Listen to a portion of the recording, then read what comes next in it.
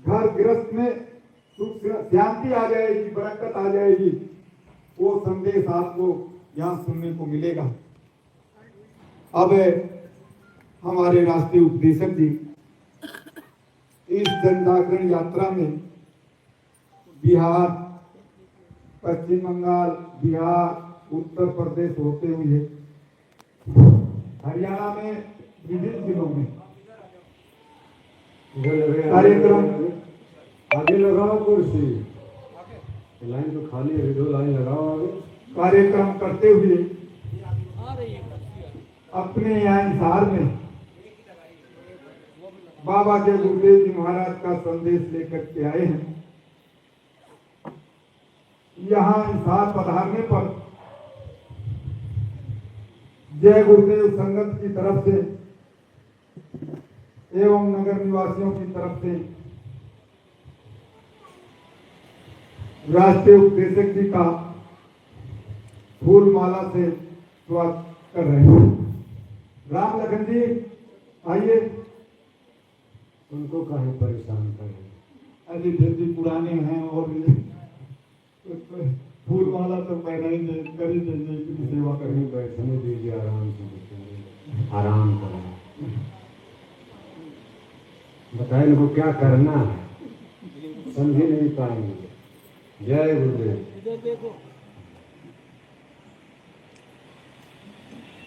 बड़ी तपस्या की है। जय गुरुदेव संगत जिला हिसार के अध्यक्ष भाई कांति प्रसाद जी,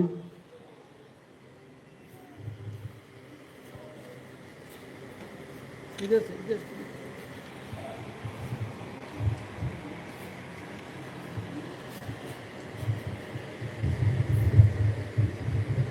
महावीर प्रसाद जी, फतेहाबाद। भाई महावीर प्रसाद जी फतेहाबाद जिले के अध्यक्ष, ले लीजिए राम जी, राम किशोर जी, थोड़ा सा इधर आ जाओ। आप अकेले आए, घर कोई आया? अकेले इधर देखिए, अकेले आए हैं? अध्यक्ष जी अध्यक्ष जी बोल रहे हैं साहब आपको। अकेले आए हैं, और कोई? अकेले चलते हैं? अकेले नहीं चलना चाहिए, जमाना गड़बड़ है। आप अध्यक्ष का बॉडी गार्ड और ले चला कीजिए। राम प्यारे जी, राजमल जी, भाई राजमल जी, हरीश गुप्ता जी, राम शिरोमणि जी,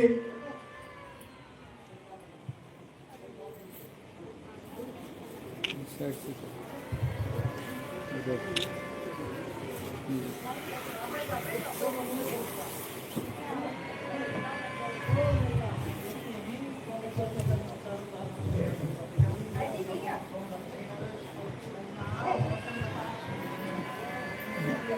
चलिए आप भी आइए, आइए आइए। अब महिला संगठन की तरफ से बहन जी कुसुमलता, कुसुमलता बहन जी, राम भाई, आप लोग खड़े होकर के यहाँ से। राम भाई, पहले बहन जी आ रही हैं, आ जाओ। राम भाई, बहन जी आप भी आओ। मिश्री देवी, इधर देखो, उधर से रोशनी बहन जी,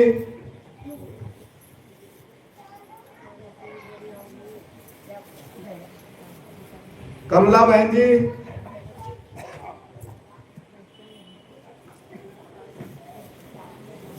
कुछ कुर्सी आगे लाइए, आगे।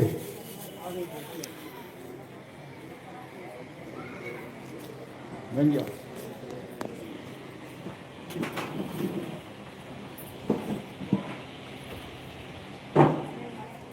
युवा संगत की तरफ से मुकेश इंजीनियर साहब,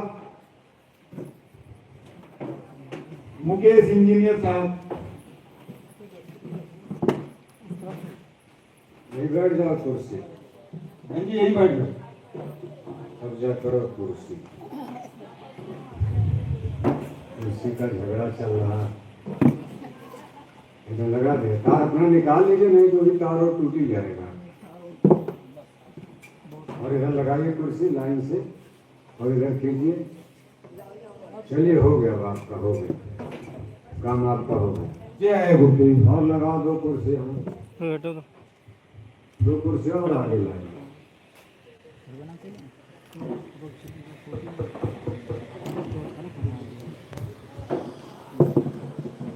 अब हम अपने राष्ट्रीय उपदेशक जी से प्रार्थना करते हैं कि जो संदेश लेकर के आए हैं उसे सुनाने समझाने की कृपा करेंगे। माननीय उपदेशक, जय गुरुदेव।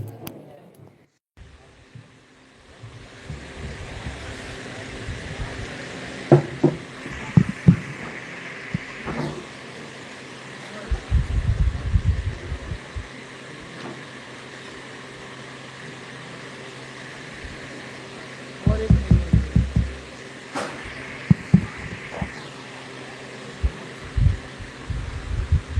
अरे कब्जा कर लो, नहीं तो लोग आ रहे हैं कब्जे कर लेंगे भाई लोग। सीट आप लोगों की रिजर्व है, आधा बहने, आधा भाई, आधा एमपी, आधा एमएलए। कब्जा करो जल्दी, देखो आ रहे हैं। बैठ जाइए, अच्छा बैठ जाइए, आगे आइए, बैठिए इसी पर, बैठ जाइए, बैठ जाइए, बैठ जाइए। इस पर बैठिए, इस पर, इस पर, इस पर, उस लाइन में नहीं, इस पर, वो लाइन छोड़ दी।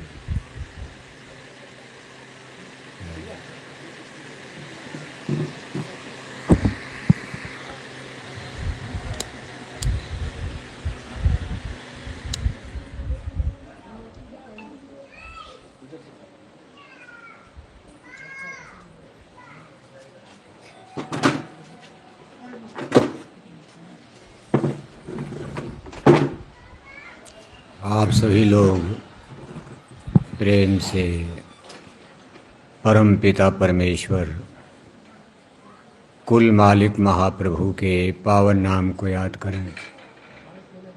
जय गुरुदेव। वो है ना बात। जय गुरुदेव नाम किसका? जय गुरुदेव।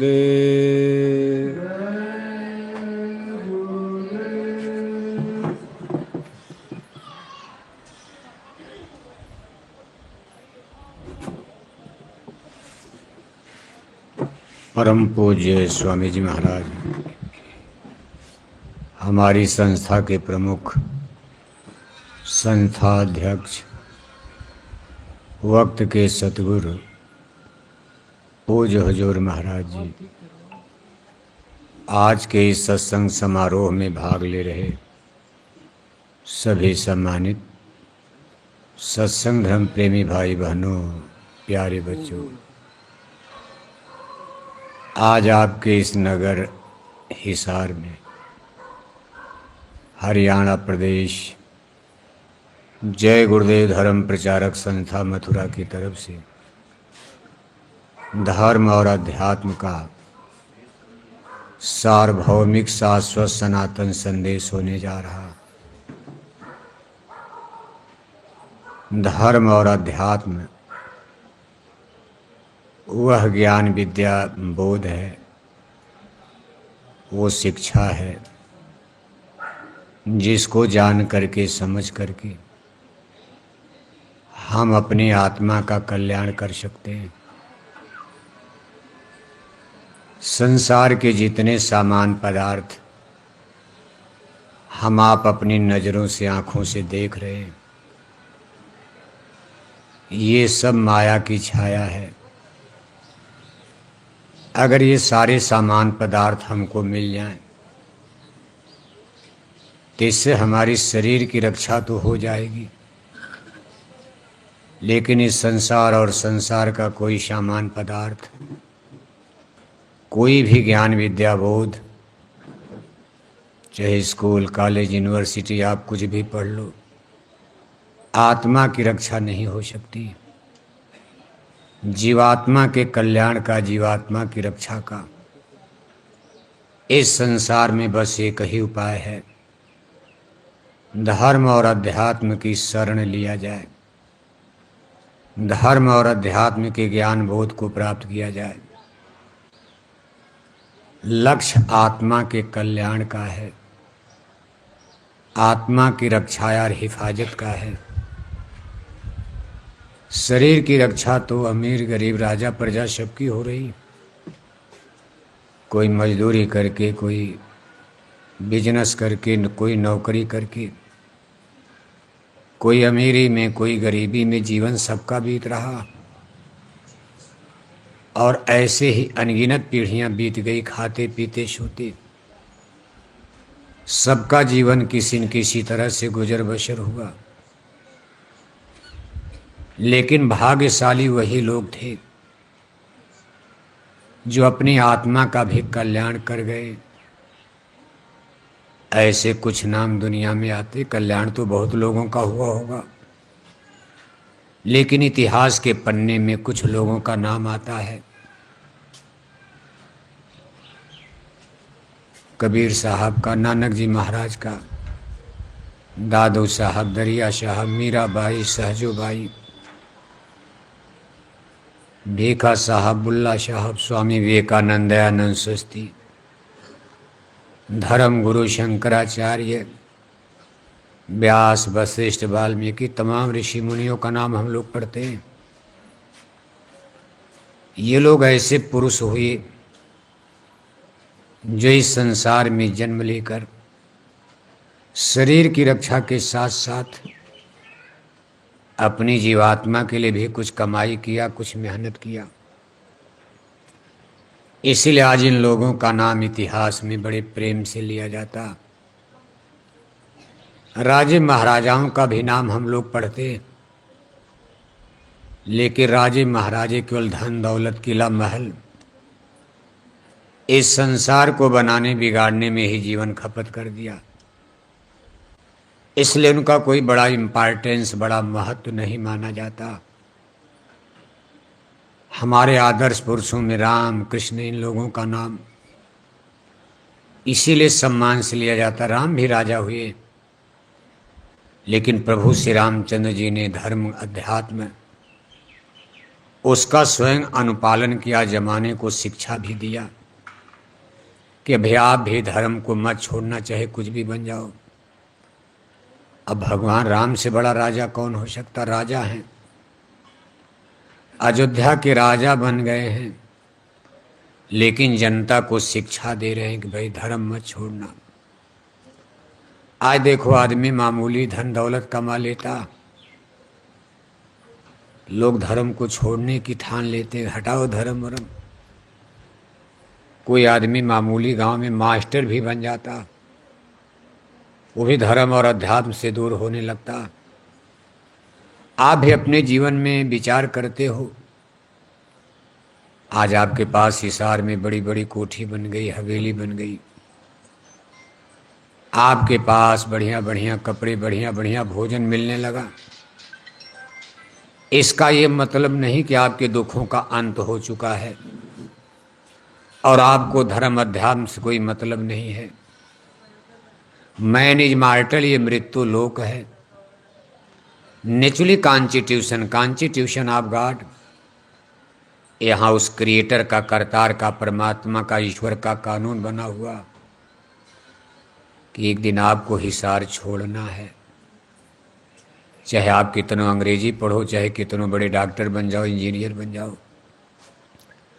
आज आदमी देखो, साइंस विज्ञान का युग, इंटेलेक्चुअल युग है।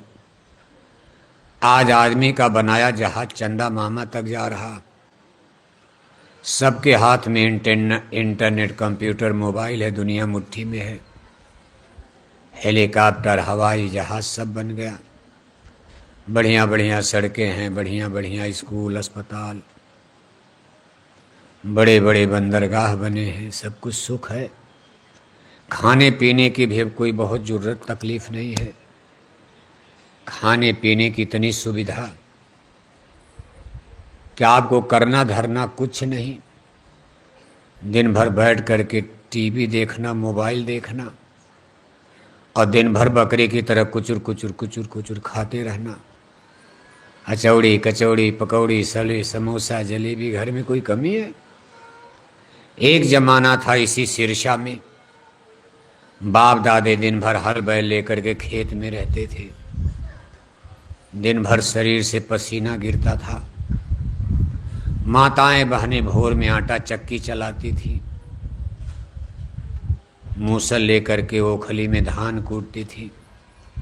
सुबह 4 बजे उठ करके गाय बैल चारा पानी करना, फिर भी खाने के लिए दाल मिली तो सब्जी नहीं, सब्जी मिली तो दाल नहीं। आज सब काम मशीनें कर रही हैं। खेती का काम हो, चाहे आटा बनाने का काम हो, चावल कूटने का काम हो, अब तो रोटी भी बनाने का काम मशीन कर रही है। और विदेश में तो ऐसी मशीन बन गई कि बटन दबाओ रोटी पेट में चली जाएगी, आपको हाथ भी नहीं लगाना, रोटी भी बना देगी, दाल भात भी बना देगी, बटन दबाओ रोटी पेट में चली गई।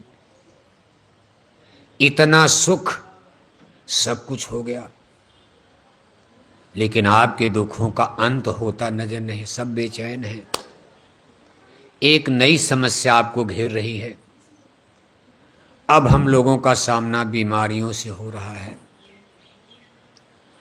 कोई घर परिवार नहीं बचा जिस घर परिवार में 1-2 कैंडिडेट भयंकर बीमार के शिकार न हो। कोई न कोई बीमारी, बला व्याधा सबको पकड़ रही है। आप यहाँ जितने लोग बैठे हो, अभी डॉक्टर को बुलाकर आपका खून टेस्ट करवा दिया जाए, एक भी आदमी इसमें निरोग नहीं मिलेगा। कोई गैस का मरीज, कोई बवासीर का मरीज, कोई भूखंदर का मरीज, कोई शुगर का मरीज, किसी की बीपी हाई हो रही, किसी की लो हो रही, किसी की किडनी खराब होने वाली, किसी का लेंस डैमेज होने वाला। गरीबी से हमारे बाप दादे पुरखे पूर्वज तो निपट लिए। उन लोगों के ज़माने में बीमारियां कम थी, इतनी बीमारियां नहीं थी। आज के 100 साल पहले सिरसा में, हरियाणा में, उन लोगों का सामना गरीबी से हो रहा था। पैरों में जूता चप्पल नहीं है, धोती पैजामा के अलावा कुछ नहीं। मकान भी उनके कच्चे हैं, बरसात में टपक रहे। खाने के लिए भी समस्या, बाजरा की रोटी मट्ठा खाकर काम चला लिया। उनको बढ़िया भोजन भी नसीब नहीं होता था। वो लोग तो मान लो गरीबी से लड़ लिए। आज हम लोग गरीबी पर विजय प्राप्त कर रहे हैं। गरीबी तो गई आपकी।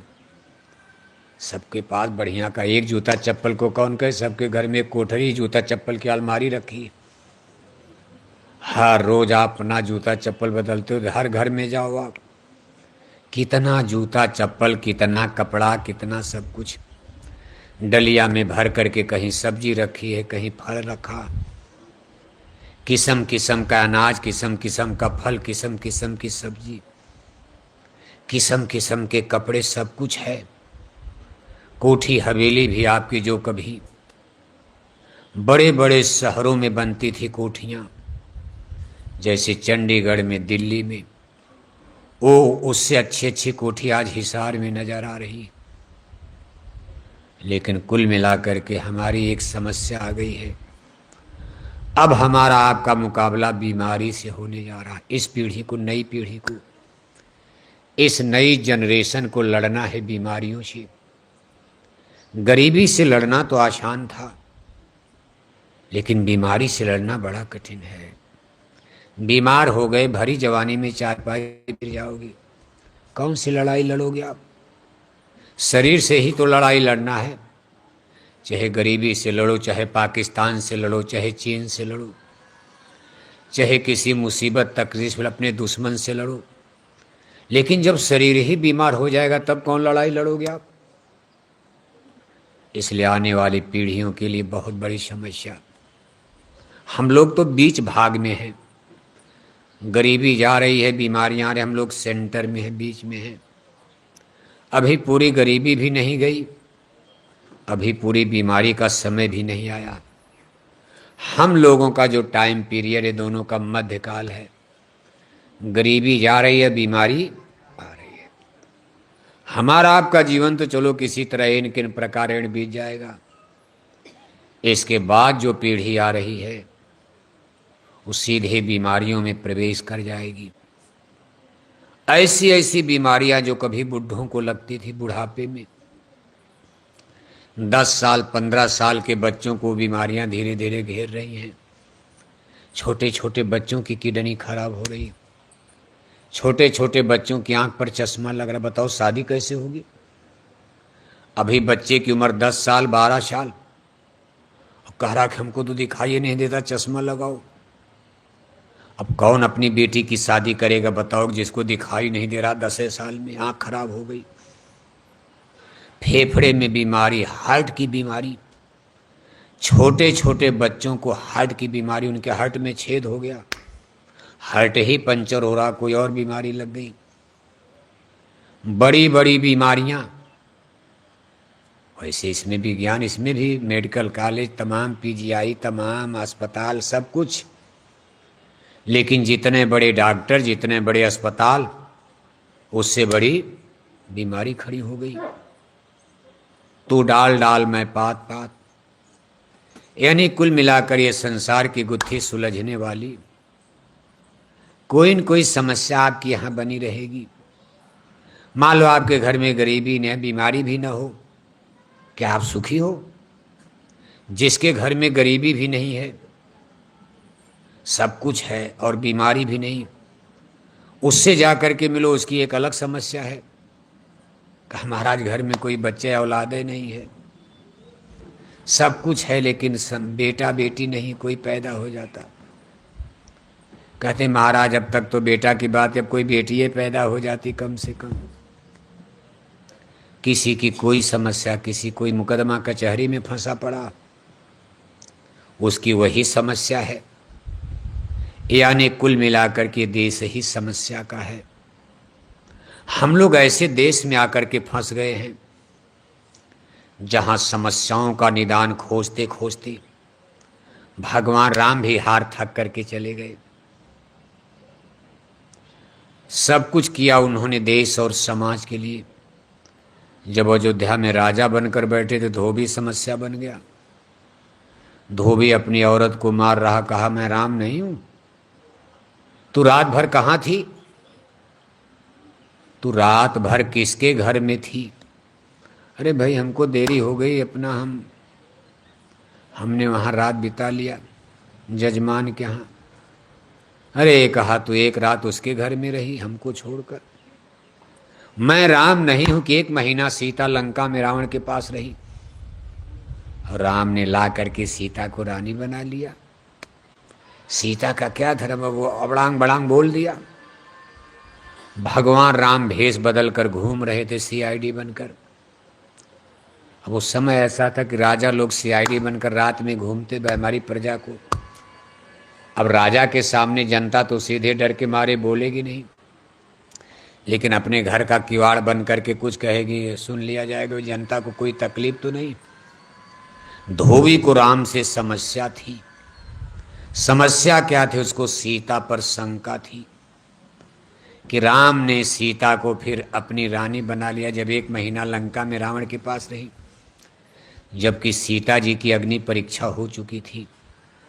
लेकिन धोबी को ये पता नहीं, क्योंकि अग्नि परीक्षा तो वहाँ लंका में हुई थी। जब राम ने सीता को प्राप्त किया लंका में, तो पहले परीक्षा हुई आग में जलाकर। लेकिन धोबी को क्या पता, अगर यहाँ आकर के लोगों ने कहा भी तो प्रजा को भरोसा नहीं, धोबी को विश्वास है। झूठ बोल रहे हैं लोग, अपनी बुराई को छिपाने के लिए झूठ बोल रहे हैं।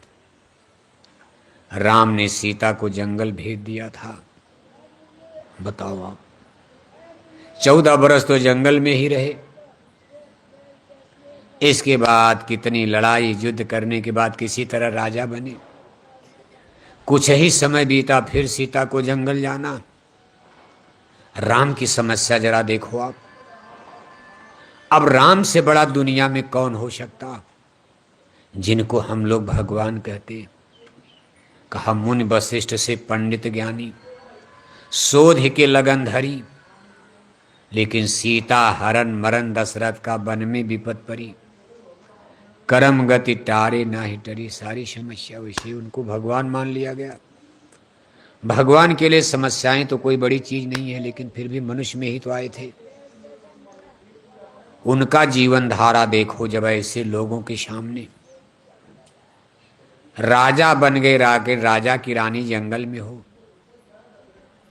सीता जी के पेट में लव भी है, अभी बच्चा भी है, बाद में जाकर जंगल में लव का जन्म होता उनके पुत्र का।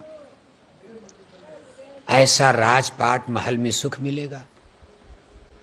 जिसकी गर्भवती स्त्री, गर्भवती रानी जंगल में चली गई, राजा को नींद कैसे आएगी? बताओ, ऐसी कितनी बड़ी ये समस्या है। कैसे होंगे, बच्चा पैदा होगा, राजा के लड़के कैसे जंगल में रहते होंगे, क्या खाते होंगे, पीते, तमाम समस्या। यानी कुल मिला भगवान कृष्ण की समस्या देखो। बचपन गाय चराते बीत रहा सब कुछ, सारी जिंदगी लड़ाई में बीत गए, और बुढ़ापे में गए जब द्वारिकापुरी की राजा बनकर राज किए, तब तक यदुवंशियों में ही झगड़ा, उनके घर खानदान के लोग मर गए। सारी उनकी बहन, उनके 59 लड़के थे। भगवान श्री कृष्ण के पास 8 रानियां, 59 लड़के। कई लड़के थे? हैं? भगवान श्री कृष्ण, इनके 8 रानियां थी, 59। 8 रानियों से कई लड़के पैदा हुए? कई लड़के? 59। 59 पुत्रों में जब यादवों में झगड़ा हुआ द्वारिकापुरी, यदुवंशियों की विनाश की कहानी आप सुनते हो। भगवान श्री कृष्ण के भी कई दर्जन बेटे उसमें मारे गए, क्योंकि उनके बुढ़ापे में उनकी शिक्षा फेल हो गई। उन्होंने जो गीता का ज्ञान अर्जुन को दिया, आज तक हम लोग मान रहे हैं, लेकिन ये गीता का ज्ञान यादवों में असर नहीं कर पाया। होता है, आदमी अपने से ही हार जाता। भगवान श्री कृष्ण बुढ़ापे में हैं, पुरानी पीढ़ियां तो उनको मान रही हैं, लेकिन नई जनरेशन, नई पीढ़ी उनका मजाक बनाने लगी। और यदुवंशियों के कुमार द्वारिकापुरी में शराब पीना शुरू कर दिया, मांस खाने लगे, विधर्म का रास्ता पकड़ लिया, अधर्म का, पाप का। भगवान श्री कृष्ण कई बार उनको समझाए, देखो भाई, मैंने इसीलिए तो राजाओं को मारा, इसीलिए मेरा धरती पर जन्म हुआ था। यदा यदा ही धर्मस्य ग्लानिर्भवति भारत अभ्युत्थानम् अधर्मस्य तदात्मानं सृजाम्यहम् परित्राणाय साधूनां विनाशाय च दुष्कृतां धर्म संस्थापनार्थाय संभवामि जुगे जुगे। हे पार्थ, बढ़ता पाप जब जब ग्लानि होती धर्म की, पड़ती जरूरत है मुझे निज जन्म लेकर कर्म की। कि भाई मैंने इसीलिए तो धरती पर जन्म लिया, जो धर्म का अपमान करेगा उसका नाश करना, धर्म की मुझको रक्षा करनी, धर्म की स्थापना करनी, धर्म की नाव डूबने न पाए मुझको बचाना है। इसीलिए मैंने कुरुक्षेत्र मैदान में, कुरुक्षेत्र देखो आपके हरियाणा में ही पड़ता, कहीं दूर नहीं, अमेरिका लंदन नहीं, कुरुक्षेत्र का मैदान 54 कोस 150 किलोमीटर के रेंज में युद्ध हुआ था 18 दिन तक, क्योंकि रोज लड़ाई में 1,00,000 2,00,000 मर जाते थे। कुल 55 लाख यानी 18 अक्षरी सेना लड़ने आई है। 18 अक्षरी की गिनती आज की मैथमेटिक्स में 55 लाख बनता। 55 लाख की सेना, पहले दिन 55 लाख, रोज 2-4 लाख मर रहे हैं। अब जहां मर करके उनकी लाश गिर रही है, वहां लड़ाई कैसे होगी? और सब लोग अपने ही, जलाएगा कौन? दिन भर लड़ते लड़ते सिपाही थक गए, सुबह फिर लड़ना। वो लोग अपने टेंट तंबू में आराम करेंगे कि लाश जलाएंगे? वो भी 1,00,000 2,00,000 लकड़ी कहाँ मिलेगी? इसलिए उसको लाख कर दिया जाता। तो उतनी जगह जहां लोग 1,00,000 2,00,000 लाशें गिर जाएंगी, सोचो आप, उतने क्षेत्र को लाख करके दूसरी जगह चुनी जाती थी, अगले दिन वहां चलो। इस तरह से यमुनानगर, करनाल, कुरुक्षेत्र, कैथल, ये जितना एरिया देखो, करनाल जहाँ कर्ण को मारा गया, कर्ण के नाम पर ही करनाल जगह पड़ गई। ये सब एरिया 150 किलोमीटर में। ये हरियाणा की धरती, उस तब उसका नाम हरियाणा नहीं था। ये धरती लाल हो गई, इतने राजाओं को मरवा दिया, कोई राजवंश बचा ही नहीं। हजारों हजार रानियां 18 दिन में राण बेवा विधवा हो गई। जो लोग कुरुक्षेत्र मैदान में लड़ने आए, कोई राजा जिंदा घर अपने वापस नहीं पहुंच पाया। सब राजा राजकुमार इसमें मारे गए थे। इसके बाद युधिष्ठिर को राजा बनाने के बाद, धर्म की स्थापना करने के बाद, एक धर्मात्मा राजा, धर्मराज युधिष्ठिर धर्मात्मा राजा, उनको गद्दी पर बैठाने के बाद भगवान श्री कृष्ण द्वारिकापुरी चले गए अपने राज्य में। द्वारिकापुरी में यादवों की नगरी, यादव लोग थे, लेकिन लोगों ने उनकी बातों का तिरस्कार, फिर उनके सामने ही गड़बड़ होने गई। यानी संसार की समस्या जरा देखो आप। हम आपको सिर्फ ये बताना चाहते हैं कि धर्म का पराभव, जिसके लिए राम और कृष्ण इतनी मेहनत किए, जूझे, उन लोगों के सामने कितनी बड़ी समस्या, और उधर जो ही वो लोग गए, फिर धरती पर धर्म गड्ढमड्ढ होता रहा है। भगवान कृष्ण के जमाने में उनके जिंदा रहते ही भगवान कृष्ण के ही कई लड़के शराब पीने लगे, और उस गोल में पूरे द्वारिकापुरी के तमाम यदुवंशियों के कुमार, पुरानी पीढ़ी तो ठीक, नई पीढ़ी, नई जनरेशन गड़बड़ हो गई। भगवान कृष्ण बूढ़े हो गए हैं, बूढ़े की बात कौन सुनता। आप कितनों IG, DIG, SP, DM, engineer, doctor, लेकिन जब रिटायर हो जाते हो, जब तक आपकी नौकरी चाकरी है, बंदूक टांग कर, राइफल टांग कर, बगल में पिस्तौल लगा करके, सूट बूट पहन करके, आईजी, डीआईजी, एसपी, जब हिसार की सड़क पर चलते हो, सड़कें काम जाती।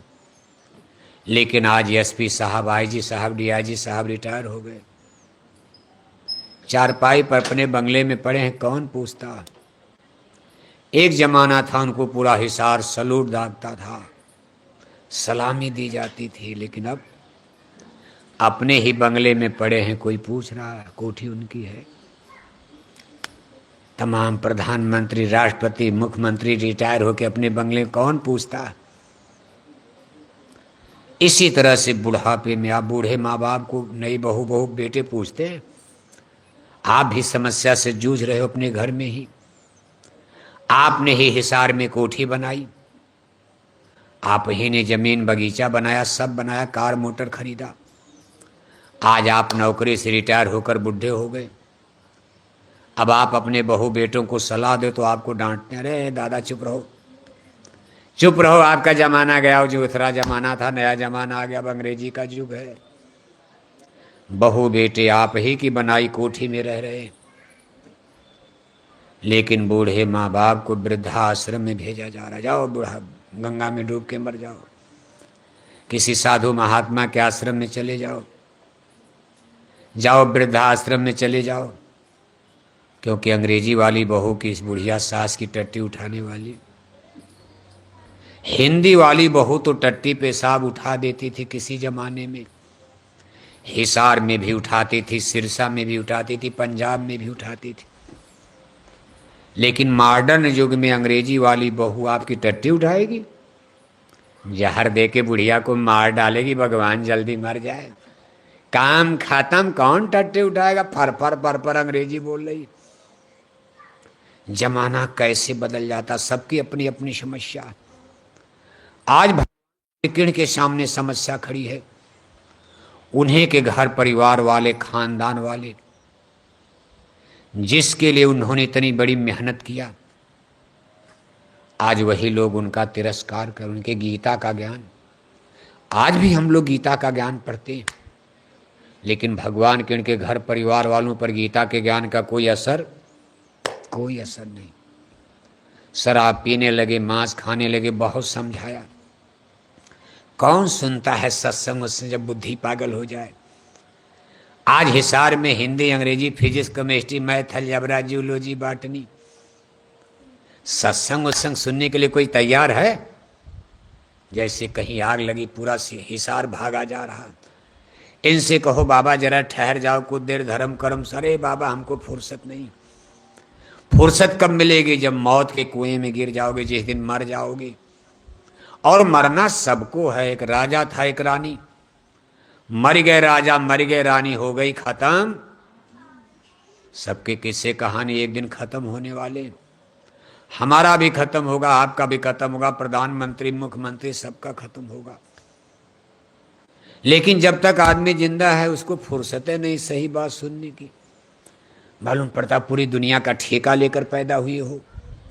आप नहीं रहोगे तो हिसार नहीं चलेगा, आप नहीं रहोगे तो हरियाणा नहीं चलेगा, आप नहीं रहोगे तो बेटा बेटी भूखे, किसी के बेटा बेटी भूखे मरते हैं।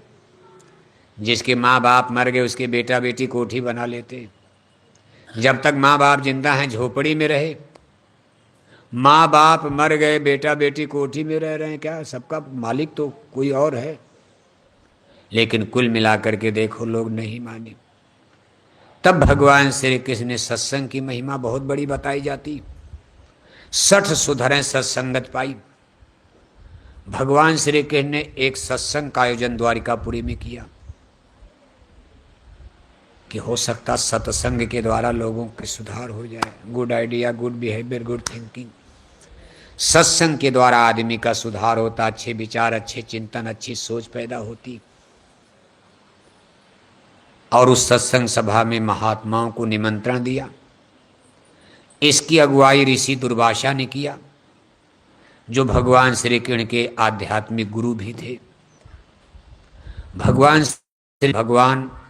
श्री कृष्ण का भी जन्म यादव वंश में हुआ था और दुर्वासा ऋषि का जन्म भी यादव वंश में हुआ था। दुर्वासा ऋषि का नाम आप सुनते हो, 4 भाई थे। ये भगवान श्री कृष्ण के आध्यात्मिक धार्मिक गुरु थे। उन्होंने इनको द्वारिकापुरी में निमंत्रण भेजा कि आइए। हो सकता मेरी बात ना समझ रहे, मैं घर का आदमी हूं, आप साधु लोग हो सकता आपकी बातों का असर पड़े। हफ्ते 2 हफ्ते यहाँ सत्संग चलेगा, सुन करके हो तक शराब वराब छोड़ दें। अब सत्संग ही एक आधार है, सरकार क्या करेगी? अब सरकार शराब बंद कर दे हरियाणा में तो वोटें नहीं देंगे आप। पता ला सरकार ही खत्म हो जाएगी, MP MLA चुनाव हार जाएंगे। सरकार को तो अपनी कुर्सी बचाने की, धर्म बचाना है। जब सरकार को वोटें नहीं मिलेगा तो ऐसे धर्म बचाने से क्या लाभ होगा? लेकिन साधु महात्मा हरियाणा में लगे, भाई लोग शराब न पिए, बहुत बड़ी इसमें बुराई हो रही है। और इतनी बुराई बढ़ गई कि हम लोग बेटों की शराब नहीं छुड़ा पाए। और अब पता चल रहा कि हरियाणा में हमारी बेटियों ने भी शराब पीना, बेटियां शराब पीने लगी हरियाणा में। क्या धर्म बचेगा? सबकी समस्या अलग अलग। हम लोग कितनी बड़ी समस्या से जूझने वाले हैं।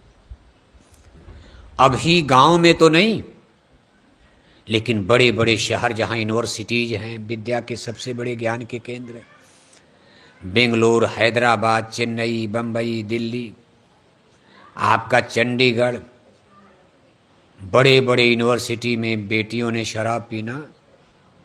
कोई माई बाप तो वहाँ है नहीं, आपको क्या पता? वहाँ की कल्चर, वहाँ की सिविलाइजेशन।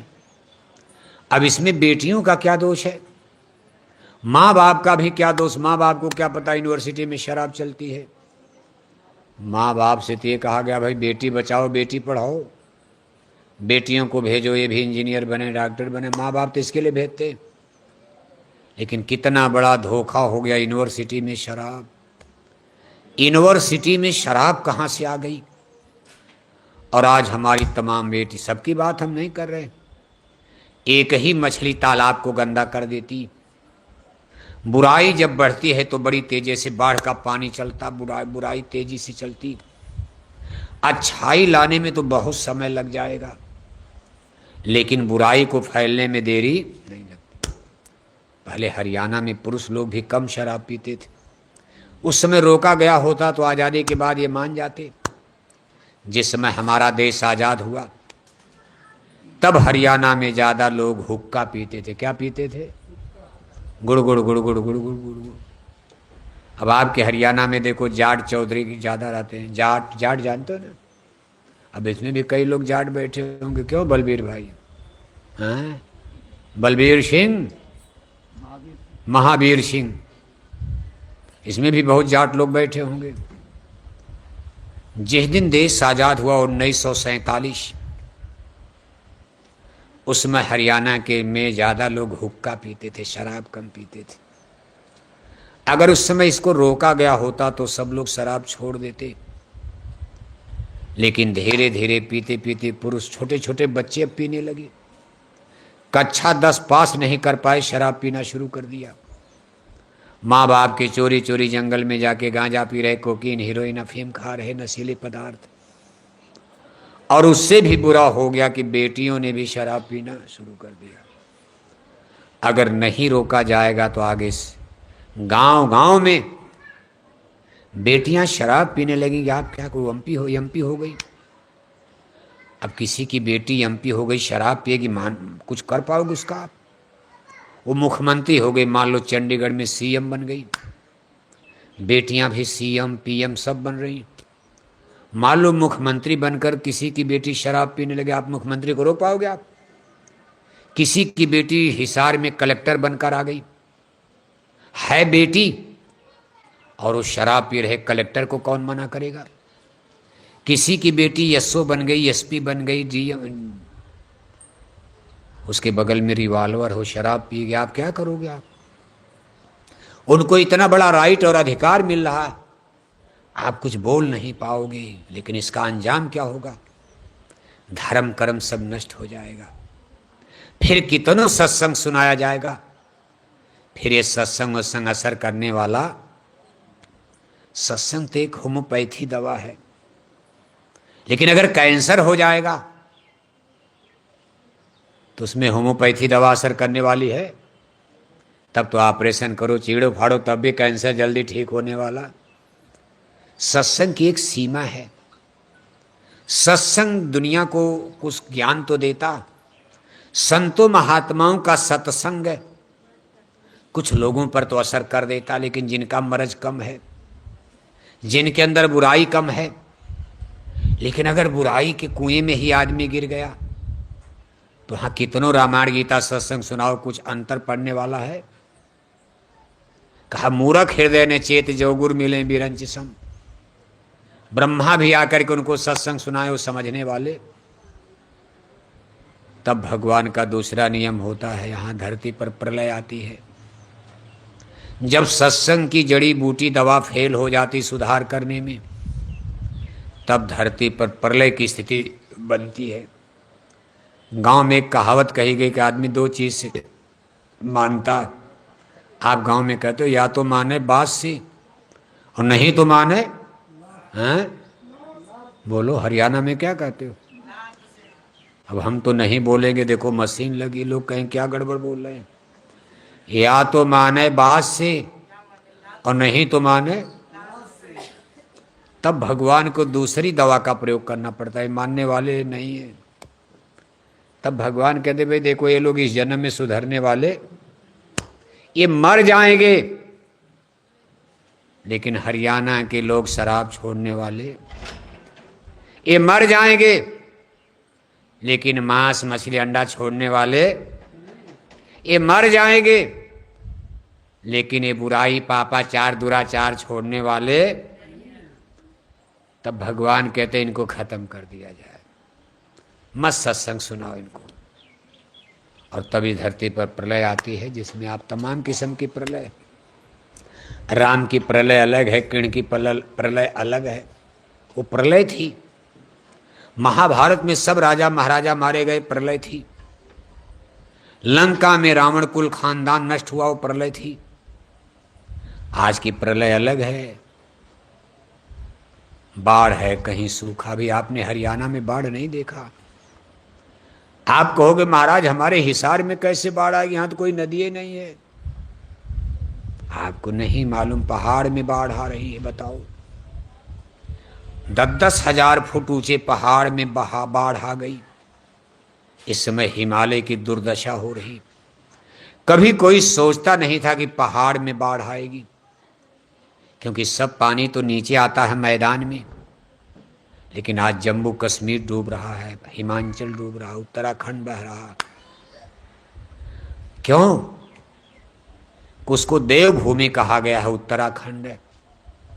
बद्रीनाथ, केदारनाथ, देवप्रयाग, कर्णप्रयाग, रुद्रप्रयाग, तमाम देवी देवताओं के देवालय शिवालय वहां बने हैं। ऋषि मुनियों की पवित्र धरती है, तपस्थली है।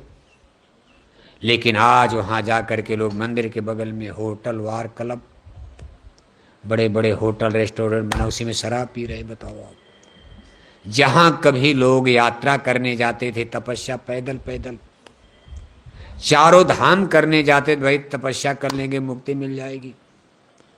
आज लोग कार मोटर से जाकर के होटल में रंगरेलियां मनाते, वहां शराब पीते, अंडे खाते। इतना मांस और शराब उत्तराखंड में, उतना तो हरियाणा में। हम तो सब देख कर आए, हमने घूम करके सब देख लिया।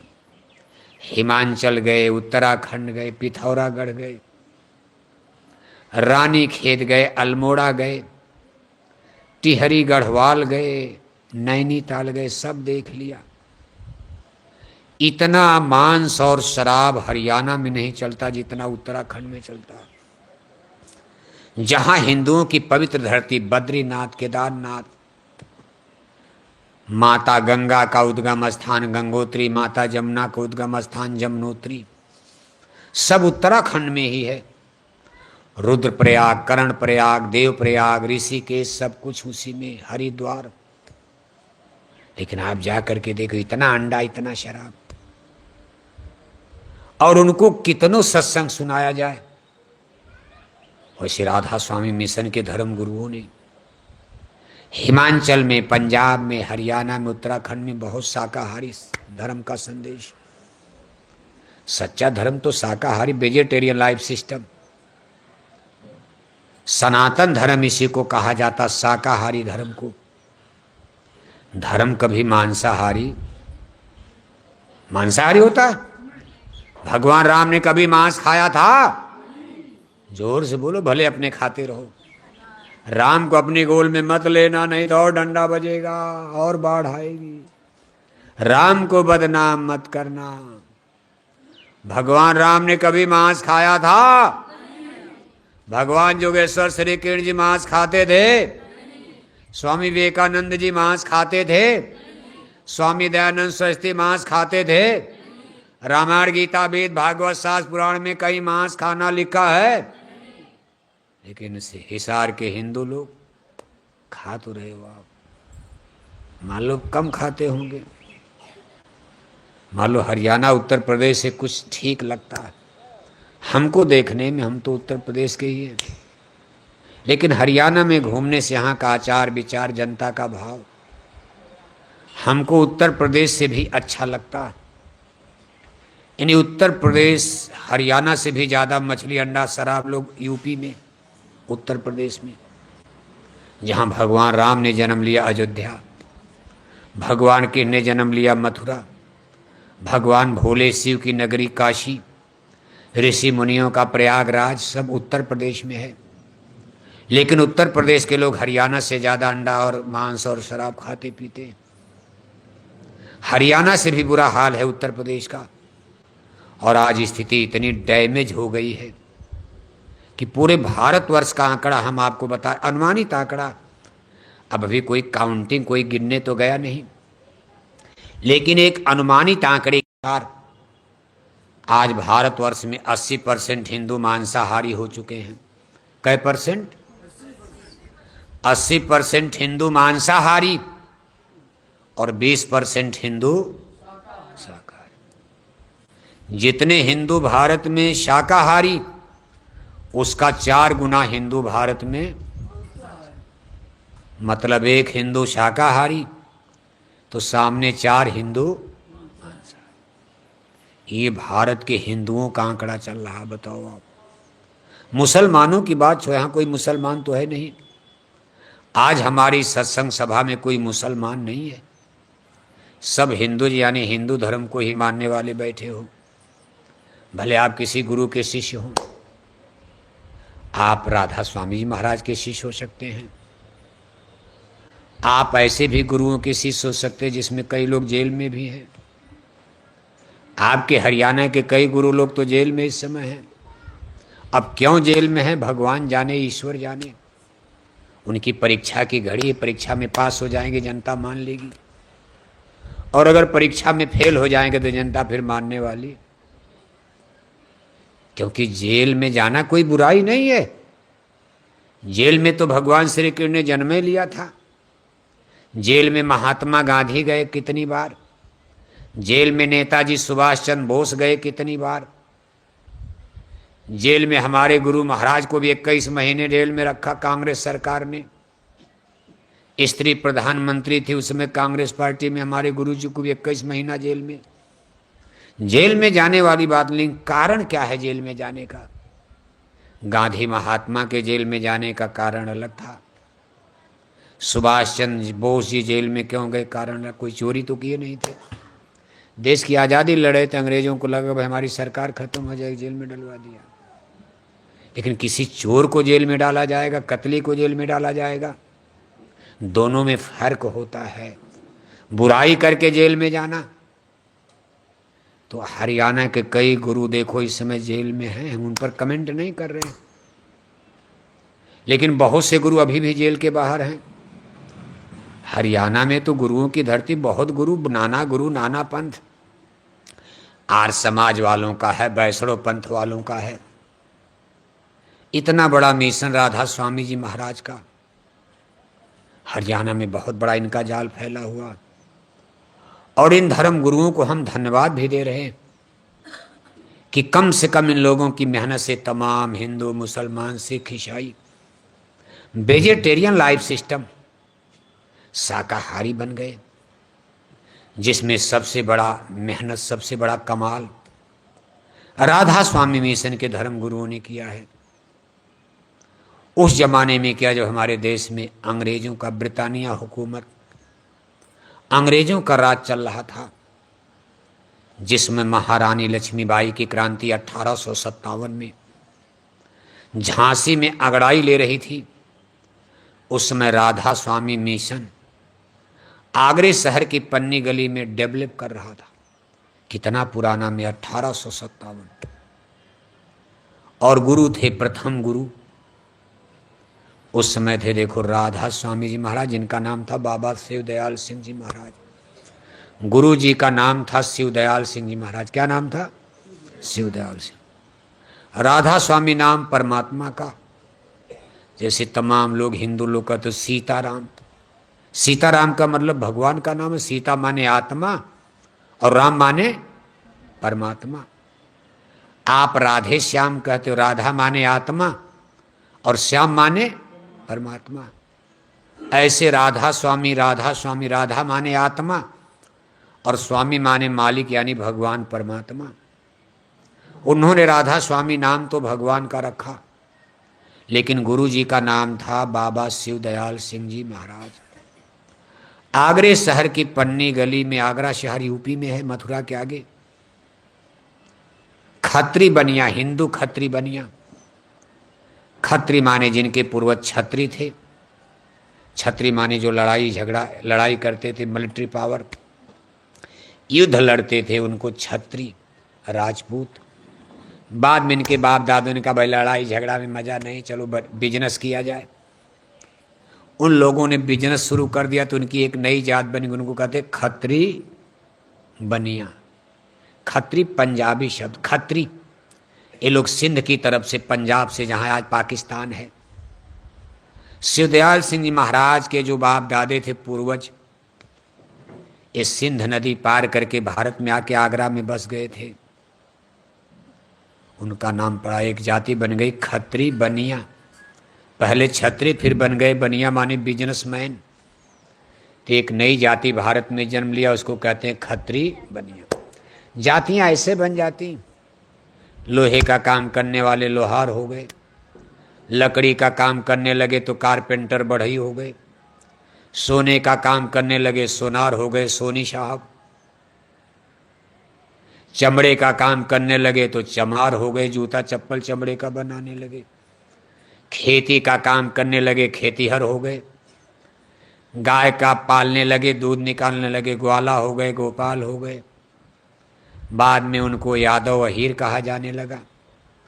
अब भगवान ने कोई जाति थोड़ा न बनाई, भगवान ने तो धरती पर कई जाति बनाई। देखो हमारी तरफ भगवान ने कई जाति बनाई थी, तो एक औरत और एक, भगवान ने कई जाति बनाई, एक औरत एक, ये जाट गुजर कुर्मी पटेल यादव हरिजन क्षत्रिय ब्राह्मण हिंदू मुसलमान भगवान ने नहीं बनाया।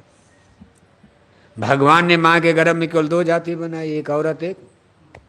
जब बच्चे जन्म लेते हैं या तो बच्चा होगा या बच्ची होगा, यही तो होगा कि हिंदू मुसलमान अलग अलग होते हैं।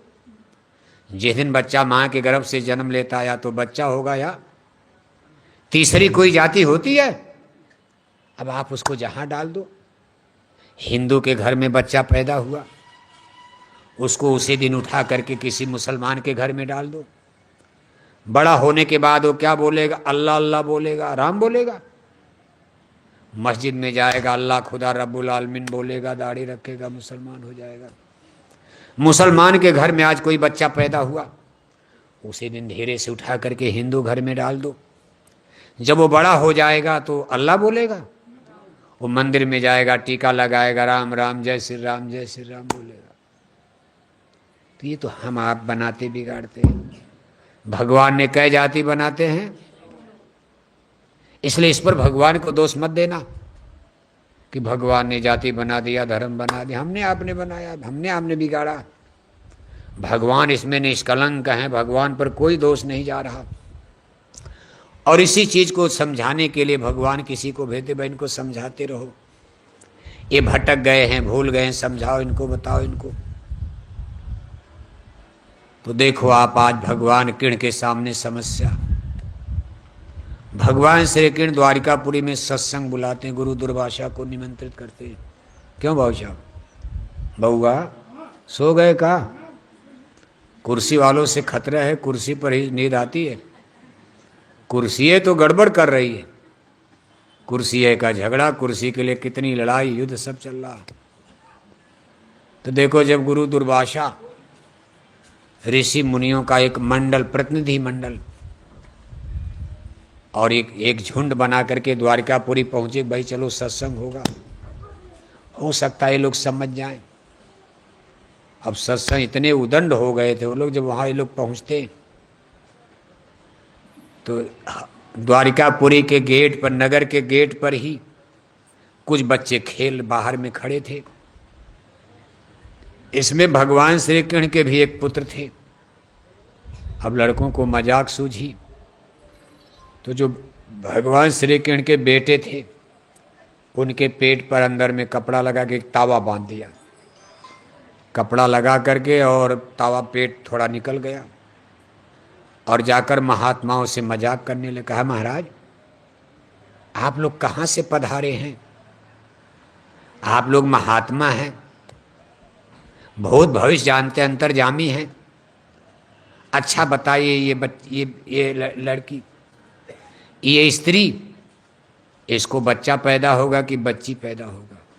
बताओ। कपड़ा बांध कर और तावा बांध दिया और महात्माओं से मजाक करने पहुंच गए। अब सोचो लोग कितने उदंड हो गए थे यादव लोग।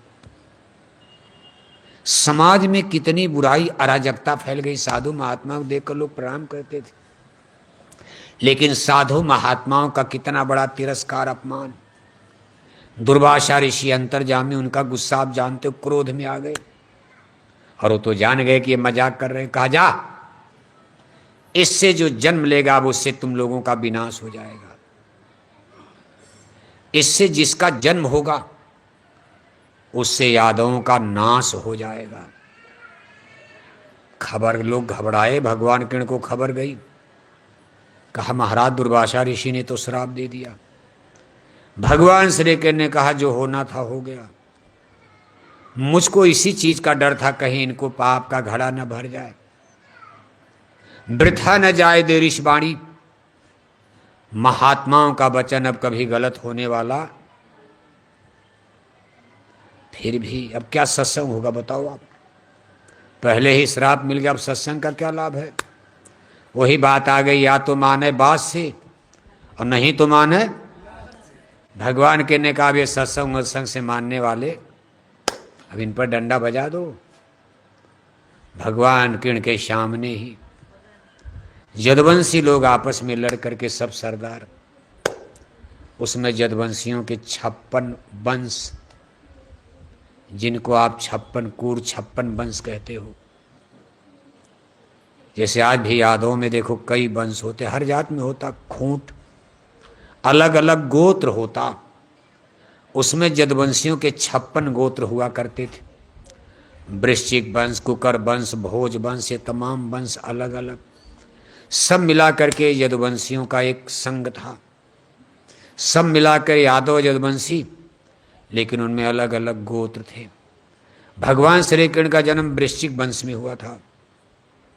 इसी बात को लेकर के आगे झगड़ा हो गया, भाई कौन राजा बनेगा, किस गोत्र का। अब बनेगा तो वहां यादव ही बनेगा, लेकिन गोत्र कौन रहेगा। भगवान कृष्ण वृश्चिक वंश से, कभी अब दूसरे वंश को अवसर मिलना चाहिए। भगवान कृष्ण के 59 लड़के का हमारे दादा की गद्दी हम लेंगे, दूसरा क्यों लेगा। और सब शराब पी पी करके झगड़ा, पंचायत क्या होगी। भगवान कृष्ण की इच्छा भी थी कि मर जाएं। बताया जाता है सरस्वती नदी के किनारे एक सरस्वती नदी थी। इधर से देखो, इधर पंजाब से होकर के राजस्थान होकर के जाकर के गुजरात में, ये द्वारिकापुरी के पास समुद्र में मिलती थी सरस्वती नदी के किनारे। पुरानी सभ्यता थी, अब तो सब सरस्वती नदी दब गई इसी रेगिस्तान में। उस जमाने की घटना 5000 साल पहले की है। ये सरस्वती नदी बहुत बड़ी, जो घग्घर नदी देखते हो, इसके बिल्कुल थोड़ा आगे पैरेलल एक नदी जाती थी द्वारिकापुरी तक पंजाब से होकर। उसी सरस्वती नदी के किनारे भगवान के यदुवंशी सब लोग आए, सरदार लोग। शराब के नशे में बैठ करके पंचायत हो रही। शराब के नशे में क्या पंचायत होगी। शराब के नशे में बुद्धि पागल झगड़ा हो गया। किसी ने खींच करके मारा, भगवान कृष्ण के एक सेनापति की गर्दन कट गई। एक मर्डर हो गया, एक कत्ल हो गया। बस इसी में यदुवंशियों की गोल बन गई। मेरे गोत्र को मार दिया, मेरे वंश को मार दिया, मेरे रिश्तेदार को क्यों मारा, अब उसने उसको मारा, उसने उसको मारा। इसको कहते हैं 56 कोटि। 56 कोटि माने करोड़ नहीं, 56 कोटि माने 56 वंश, 56 गोत्र के यदुवंशी सरदार तमाम लोग द्वारिकापुरी में मर गए। जो सुपर पावर थी खत्म हो गई। ऐसा नहीं सब यदुवंशी मर गए, जो सुपर पावर बड़े बड़े उसमें लैंड लॉर्ड थे, जहाँ सामंत थे, जमींदार थे, सरदार थे, वीर थे, वो लोग मरे। अब बाकी तो जनता, अगर सब मर जाते तो इतना यादव आज लोग।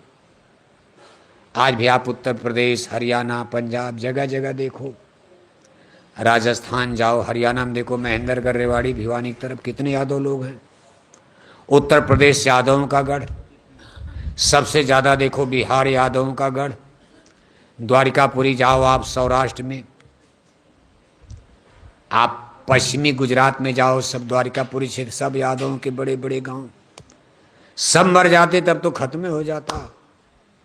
यानी सुपर पावर, जो बड़े बड़े वीर बहा, सब मर गए। लेकिन बहुत बड़ा नुकसान हुआ। भगवान कृष्ण के कई पुत्र भी मर गए, उनकी बहुएं। जब भगवान कृष्ण के कई बेटे मर गए तो उनकी जो बहुएं जिंदा थी, आ करके भगवान श्री कृष्ण का चरण पकड़ करके रोने लगे। कहा ये क्या हो गया, हम तो भरी जवानी में विधवा हो गए। बताओ, सही बात है। अब सोचो किसी का बेटा मर जाए और बहू आकर के सामने रोने लगे तो कैसी गुजरेगी आदमी पर। और कई बेटे मर गए, कई बहुएं रो रही हैं। भगवान के ने कहा मैं क्या करूं, मैंने तो बहुत समझाया इनको कि आदत बदल लो। अगर मैं इनको ना मरवाता तो इतिहास मुझको पक्षपाती कहता कि क्षत्रियों को मरवा दिया कुरुक्षेत्र में, राजे महाराजाओं को मरवा दिया और अपनी बिरादरी के लोगों को छोड़ दिया, अपने घर वालों को छोड़ दिया। वही बुराई ये भी कर रहे थे यादव लोग। मेरे ऊपर जातिवाद का आरोप लग जाता। जातिवाद जो करेगा भगवान नहीं हो सकता। भगवान कोई पक्षपात करेंगे? भगवान जातिवाद करेंगे? जब उनको धर्म की स्थापना करना इसलिए देखो, सबसे पहले अपने सगे मामा कंस को ही मार दिया। सबसे पहले सगे मामा कंस को मथुरा में मार दिया, अपने मामा को ही मार डाला। कहा मामा आप भी धर्म के दुश्मन हो, क्योंकि भगवान श्री कृष्ण का धर्म शाकाहारी और सगे मामा कंस का धर्म भगवान श्री कृष्ण का धर्म शाकाहारी और मामा कंस का धर्म, 5 भाई पांडवों का धर्म शाकाहारी और 100 भाई कौरवों का धर्म, और दोनों में झगड़ा हो गया, मांसाहारी शाकाहारी। इस पर धर्म का फैसला होता है। अब इस समय तो आप हिंदू मुसलमान की बात सोचते हो ना, ऐसे नहीं होगा। धर्म और धर्म किसको कहते हैं? सनातन धर्म, सच्चा धर्म माने शाकाहारी, अधर्म और पाप का धर्म माने मांसाहारी। 5 भाई पांडवों का धर्म शाकाहारी और 100 भाई कौरवों का धर्म, दोनों में युद्ध हो गया। जीता कौन? 5 भाई जीत गए, 100 भाई, 5 भाई पांडव जीत गए बल्कि जिंदा हो गए, 100 भाई मर भी गए, हार भी गए। जीतेगा भाई, जीतेगा शाकाहारी। जोर से बोलो, डर लग रहा क्या? क्योंकि मछली खाते हो, अंडा खाते हो आप। जीतेगा भाई, जीतेगा। अब अंडा मछली खाने वालों के लिए तो खतरे की घंटी है, खतरा है आपके लिए। आप भले आज ना समझो क्या समझाया जा रहा, लेकिन एक दिन समय आ रहा, जीतेगा भाई, जीतेगा शाकाहारी, हारेगा भाई, हारेगा मांसाहारी। भगवान श्री रामचंद्र जी का धर्म शाकाहारी और 4 वेद के पंडित राजा रावण का धर्म, राम का धर्म। रावण मुसलमान थे, रावण ईसाई थे, रावण सिख थे, रावण यहूदी थे कि पादरी थे। उत्तम कुल पुलस्त कै नाती, शिव बिरंच पूजे बहु भांति। वेद ज्ञान उत्तम कुल पाया, तापर रावण असुर कहाया। 4 वेदों के प्रकांड पंडित ब्राह्मण कुल में जन्म। राम भी वेद मान रहे, रावण भी वेद मान रहे। वेद ज्ञान उत्तम कुल पाया, वेद का ज्ञान था। राम भी वेद मान रहे, रावण भी वेद मान रहे। राम का भी वैदिक धर्म, रावण का भी वैदिक धर्म। फिर भी राम रावण में लड़ाई क्यों हो गई? राम का धर्म शाकाहारी और रावण का धर्म, दोनों लोगों में लड़ाई हो गई। एक ब्राह्मण थे, एक क्षत्रिय थे। एक ब्राह्मण थे, एक राम ब्राह्मण नहीं थे। राम का जन्म किस जाति में हुआ था? क्षत्रिय कुल में, सूर्यवंश में, अयोध्या में राजा थे, राजकुमार थे। अब भगवान को जाति में आप क्या करो, भगवान की क्या जाति, लेकिन फिर भी यहाँ जो मानव जन्म लिया, राम का जन्म क्षत्रिय कुल में और रावण का जन्म क्षत्रिय धर्म की रक्षा के लिए। एक क्षत्रिय धर्म का रक्षक बनकर आगे आ रहा और एक ब्राह्मण धर्म के लिए क्या बन गया? भक्षक बन गया, भक्षक। ब्राह्मण बड़े हैं कि क्षत्रिय बड़े हैं? हिंदू समाज में बड़ा कौन माना जाता? धर्म के लिए किसको बड़ा माना जाता?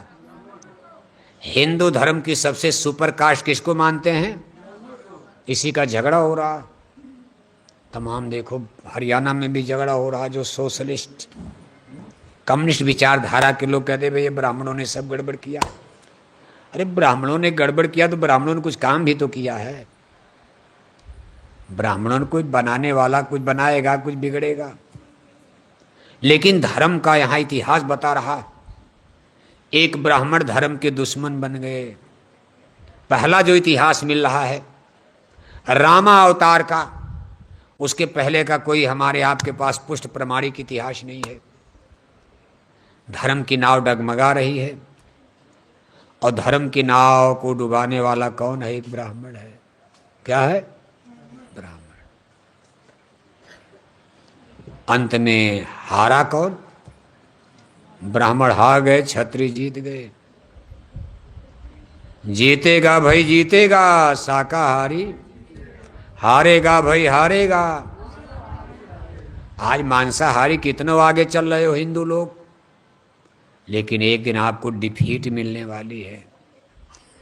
इस भगवान की बनाई दुनिया में धरती पर, धरती किसी आदमी ने बनाया है? ये पानी हवा समुंदर पहाड़ किसने बनाया? क्रिएटर ने, करतार ने, परमात्मा ने बनाया। इस परमात्मा की बनाई दुनिया में शाकाहारी धर्म ही जिंदा रहेगा। जब जब मांसाहारी धर्म फैलेगा, परमात्मा इसको विनष्ट करते हैं, नाश करते हैं। इसलिए हमको आपको सावधान रहना चाहिए। साधु संत कभी मजाक नहीं करते, संत महात्मा कभी झूठ नहीं बोलते। आगे धरती पर एक बार फिर प्रलय आ रही है। अभी आपने भूकंप नहीं देखा, अभी आपने युद्ध, महायुद्ध, विश्व युद्ध नहीं देखा, अभी आपने अणुबम परमाणु बम की लड़ाई नहीं देखी। देखो दुनिया इतनी बन गई, कब नष्ट हो जाएगी? अमेरिका के 2 परमाणु बम बंबई ऐसे शहर को 2-3 घंटे में नष्ट कर सकते। जिस बंबई को सजाने में, बसाने में हमारे बाप दादे पुरखे पूर्वजों को 350 साल लग गया। मुसलमानी राज से बंबई स्थापित हुई, मुसलमानों का राज गया, फिर अंग्रेजों का राज गया, और आज करीब देखो 77 साल देश को आज़ाद हुए हो गया। आज भारत का सबसे सुपर सिटी, सुंदर शहर बंबई बना। बंबई का नाम दुनिया में, भारत में सबसे आगे है। लेकिन अमेरिका का 2 परमाणु बम अगर बंबई ऐसे शहर पर डाल दिया जाए तो 2-3 घंटे में बंबई का चेहरा लहूलुहान, खूनी हो जाएगा। आपके हिसार के 1/4 बम काफी। बम तो 1/4 होगा नहीं, गुड़ तो नहीं, तोड़ दिया जाएगा मिठाई। लेकिन हिसार के लिए तो 1/4 बम ही काफी है। बंबई ऐसे शहर को अमेरिका के 2 परमाणु बम नष्ट कर सकते हैं। संसार कितने खतरे में पड़ा हुआ। क्या खेल है विधाता का, परमाणु बम बनवा दिया। कार बनाया, ठीक किया। बिजली की खोज हो गई, मजा आ रहा। हवाई जहाज, हेलीकॉप्टर बन गए, ठीक। बड़े बड़े बंदरगाह बन गए, पुल बन गए, पुलिया बन गए, स्कूल अस्पताल, ठीक। फैक्ट्री कारखाने बन गए, ठीक। हे भगवान, ये परमाणु बम क्यों बनवा दिया? पूछा जाएगा भगवान से। किसकी खोपड़ी पर आपने बैठ करके परमाणु बम बनवा दिया? तो भगवान कहते हैं कि आदमी के घमंड को तोड़ने के लिए। भगवान को पता था जब हवाई जहाज बन जाएगा, हेलीकॉप्टर बन जाएगा, जहाज बन जाएगा, इनको खाने पीने की सुविधा मिल जाएगी, सब ठीक ठाक हो जाएगा, तो रावण की तरह से घमंड में आ जाएंगे, हमको गालियां देने लगेंगे। फिर ये साधु संतों का अपमान करेंगी। फिर कोई रामायण जलाएगा, कोई गीता जलाएगा, कोई राम को गाली, कोई कृष्ण को गाली। ये जनता फिर भगवान को मानने उनने वाली। तब भगवान ने कहा मैंने परमाणु बम बनाकर रख दिया है, बनवा दिया है, सब रखा गया। परमाणु बम दाल भात देगा? परमाणु बम से रोटी खाओगे, दही खाओगे, राख बनेंगे महानगर तक एटम के अंगारों से। पत्ता पत्ता झुलस जाएगा विश्व युद्ध टंकारों से। मानव की क्या पेश चलेगी, अंबर तक फट जाएगा। इस धरती का सारा आंगन लाशों से पड़ जाएगा। आपको क्या पता है, परमाणु बम का प्रयोग तभी हुआ नहीं। एक बार बहुत पहले हुआ था, जब छोटा परमाणु बम, लिटिल, अमेरिका ने जापान पर गिराया था। अब तो बहुत बड़ा बड़ा बन गया, नहस तहस नहस कर देगा। अभी जब भारत पाकिस्तान में गुत्थम गुत्थी हो गई, देखो 2-3 दिन के लिए, आपको हिसार में कितना डर लग रहा था। बॉर्डर पर रहते हो, हिसार, सिरसा, ये सब। और बताया जाता है कि अमेरिका ने सूचना दिया कि सावधान, अगर 1 घंटे की लड़ाई 1 घंटे में नहीं रुकी तो पाकिस्तान भारत पर परमाणु बम डालने वाला है। पाकिस्तान दुष्ट देश है, उसको तो मरना मरना, लेकिन वो सोचता है कि इनका भी कुछ नुकसान कर दिया जाए। पाकिस्तान हुआ, चीन हुआ, इनको क्या लेना देना, दुष्ट। आपका पड़ोसी बदमाश हो जाए तो कब तक बचोगे आप? कभी न कभी झगड़ा हो ही जाता। ऐसे पाकिस्तान है, दुष्ट है, संस्कारहीन है, बार बार झगड़ा करता, लेकिन कब तक बचा जाएगा? अमेरिका ने खुली चेतावनी दिया, 1 घंटे के अंदर अगर युद्ध विराम नहीं होता तो पाकिस्तान परमाणु बम लेकर तैयार है। परमाणु बम तो भारत के भी पास है, और भारत का परमाणु बम पूरे पाकिस्तान को खत्म कर देगा। लेकिन अगर मान लो दुश्मन को कम, पाकिस्तान के भी पास परमाणु बम, अगर मान लो हमारे बम्बई दिल्ली शहर, एक ही शहर को, तब भी तो नुकसान हो जाएगा। हम पाकिस्तान को तो मिटा देंगे परमाणु बम में, लेकिन हमारा दिल्ली बम्बई 2 शहर भी नष्ट हो गया तो हम लोग गरीब हो जाएंगे, कितने पीछे चले जाएंगे। बम्बई से तमाम लोगों की गरीबी जा रही, वहाँ इंडस्ट्रीज है, सब कुछ है। भारत की आर्थिक राजधानी, सबसे धनी मानी सिटी है, तमाम लोगों को रोजी रोटी मिल रही, और पाकिस्तान के निशाने पर बम्बई दिल्ली आ चुका है। भारत ने भी निशाना कराची, लाहौर, इस्लामाबाद पर लगा दिया है, और बार बार रह करके गुत्थम गुत्थ आज भी शंका बनी, कभी लड़ाई हो सकती है। कुल मिला करके ये संसार के लिए खतरे की घंटी है, और ये सब भगवान की लीला है। क्या किया जाएगा? नहीं मानोगे आप? बाढ़ आएगी, सूखा पड़ेगा, भूकंप आएगा, प्रलय आएगी, कोरोना जैसी बड़ी बड़ी बीमारी आएगी, क्या करोगे आप? बीमारियां, अगर कोरोना जैसी 2-4 बीमारी आ जाए तो हम लोगों की कमर उसी में टूट जाएगी। अभी आपने एक कोरोना को देखा, कितना हाहाकार मच गया दुनिया में। आज भी कोरोना कहीं गया नहीं, कहा बड़ी बड़ी बीमारी, और पाल रहे हैं मांसाहारी। कौन पाल रहे हैं? शाकाहारी नहीं, मांसाहारी। कहाँ पाल रहे हैं? खेत में। कहाँ पाल रहे हैं? जिनके पेट में गाय की, बैल की, बकरी, मुर्गी, सूअर की मांस सड़ रही है, वहाँ जर्म, जीवाणु, कीड़े, बैक्टीरिया, वायरस माने कीड़ा होता। जैसे सब्जी में कीड़ा पड़ जाता, कभी कभी पूरी सब्जी में भी कीड़ा पड़ जाता, जब सड़ जाता फेंक देते हो आप। मांस में और जहरीले कीड़े पड़ते, मांस, और ये पेट में मांस जब सड़ती तो उसमें बैक्टीरिया, कभी कभी जर्म, जीवाणु, ये इतने जहरीले होते हैं इसमें छुआछूत कि गांव का गांव, इलाके का इलाका, नगर नगर, शहर शहर तबाह हो जाए। एक कोरोना वायरस देखो, चमगादड़ का वायरस। चमगादड़ एक चिड़िया होती, चमगादड़ की मांस से पैदा हुआ। चीन में एक वुहान शहर में बुढ़िया चमगादड़ की मांस खाती थी, उसी से पैदा हो गया, पूरी दुनिया में को तबाह कर दिया। अब एक नया वायरस जन्म ले रहा है जिसका नाम है वर्ल्ड फ्लू वायरस। ये सब सुने रहना कि कोई बुरा वाला आया था बता कर गया था, गप नहीं बोल रहे हैं। संसार में एक नया वायरस जन्म हुआ, वर्ल्ड फ्लू, बहुत दिन से जन्म ले रहा, अभी अटैक नहीं किया है। नाम भी आप कभी कभी सुनते हो, वर्ल्ड फ्लू वायरस। ये मुर्गी और मुर्गा की मांस से पैदा होता। मान लो हरियाणा में कोई हिंदू मुसलमान चमगादड़ तो नहीं खाते हो, लेकिन मुर्गी मुर्गा की मांस तो हिंदू भी खाते हैं, मुसलमान भी खाते हैं। हिंदू कम खाते होंगे, मुसलमान ज़्यादा खाते होंगे। ये वर्ल्ड फ्लू वायरस मुर्गी और मुर्गा की मांस से आदमी के पेट में ही जन्म लेता, बाहर में नहीं। और अगर ये नाक और मुंह से कहीं बाहर निकल गया तो हरियाणा तबाह हो जाएगा। एक और वायरस का जिक्र आगे आ रहा है जिसका नाम है स्वाइन फ्लू वायरस।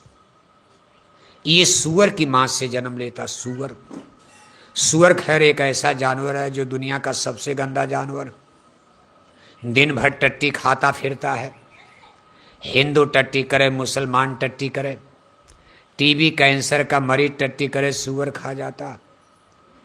इसलिए सुअर को सबसे गंदा जानवर मानकर मुसलमान भाई सुअर की मांस को नहीं खाते, सुअर को छूते भी नहीं।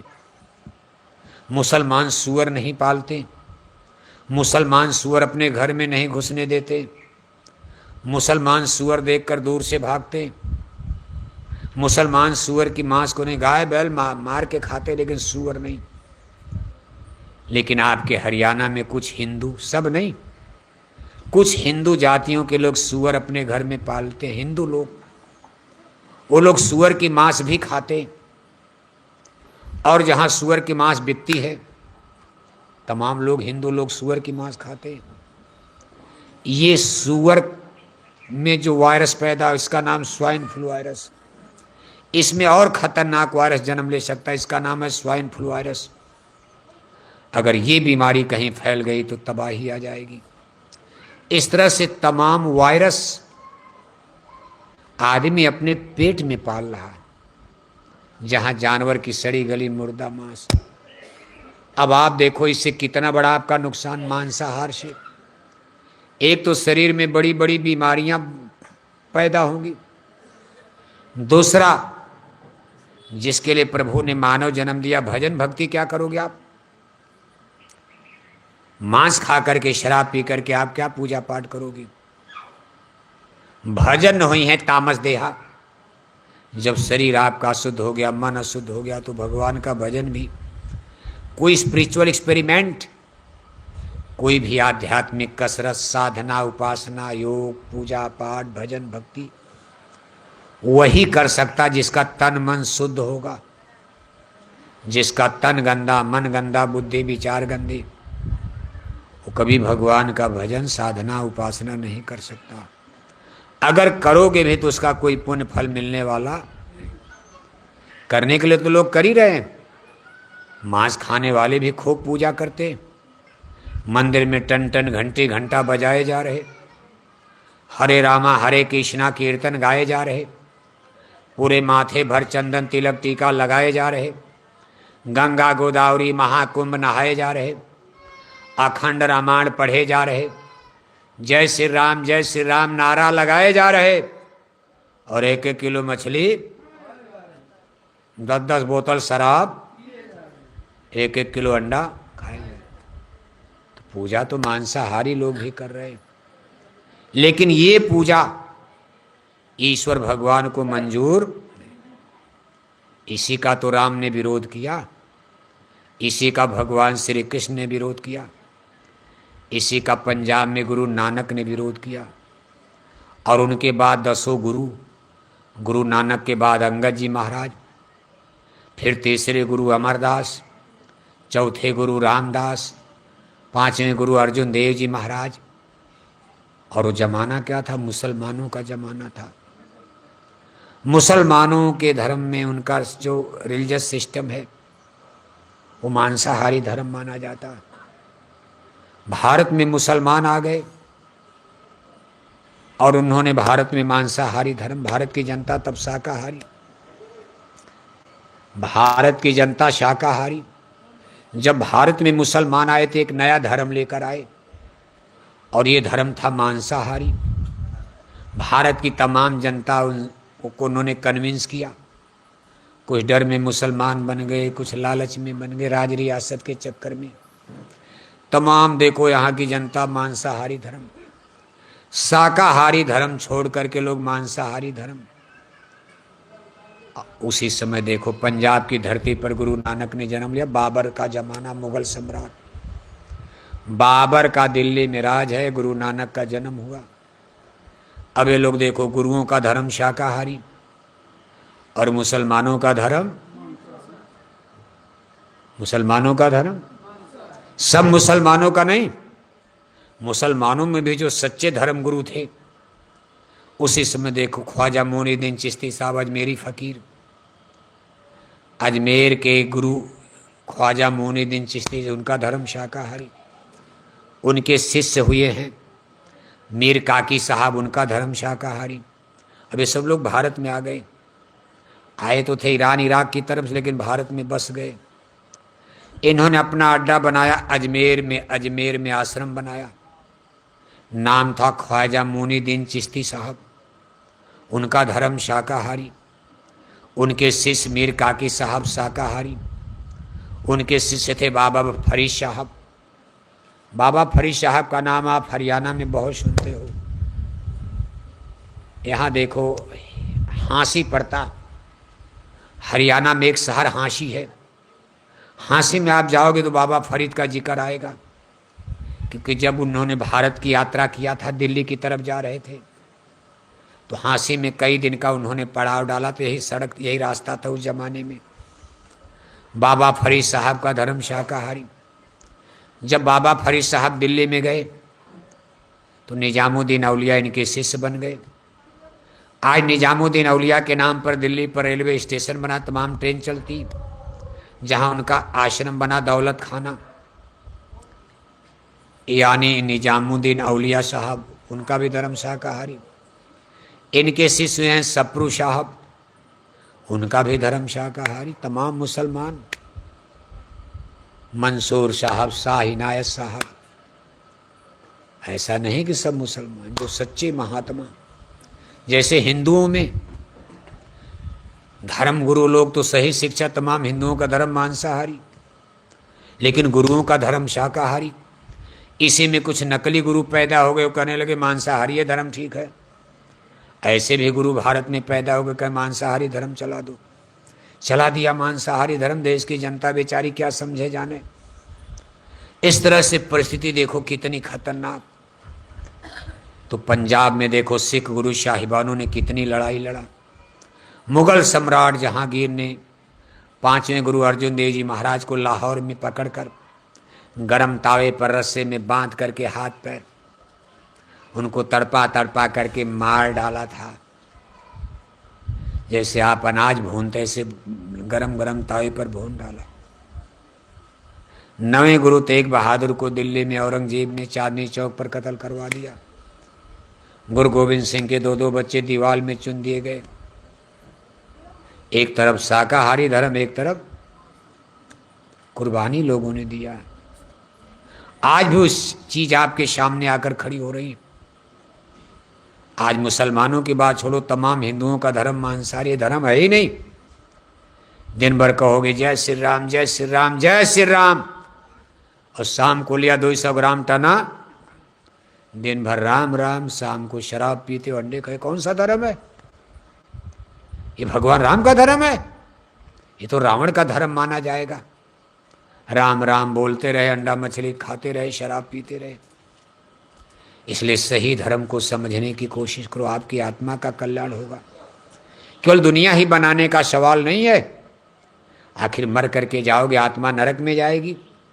तिल भर मच्छी खाई के कोटि गऊ दे दान, काशी करवट लय मुए तऊ न नरक निदान। मीन मास जो करे आहारा, 64 जन्म गिद्ध अवतारा। मांस खाओगे, शराब पियोगे, चिड़िया पक्षी जानवर, आकर 4,84,000 योनि भरमति जीव अविनाशी। जिस जानवर की मांस खाओगे वहीं जन्म हो जाएगा।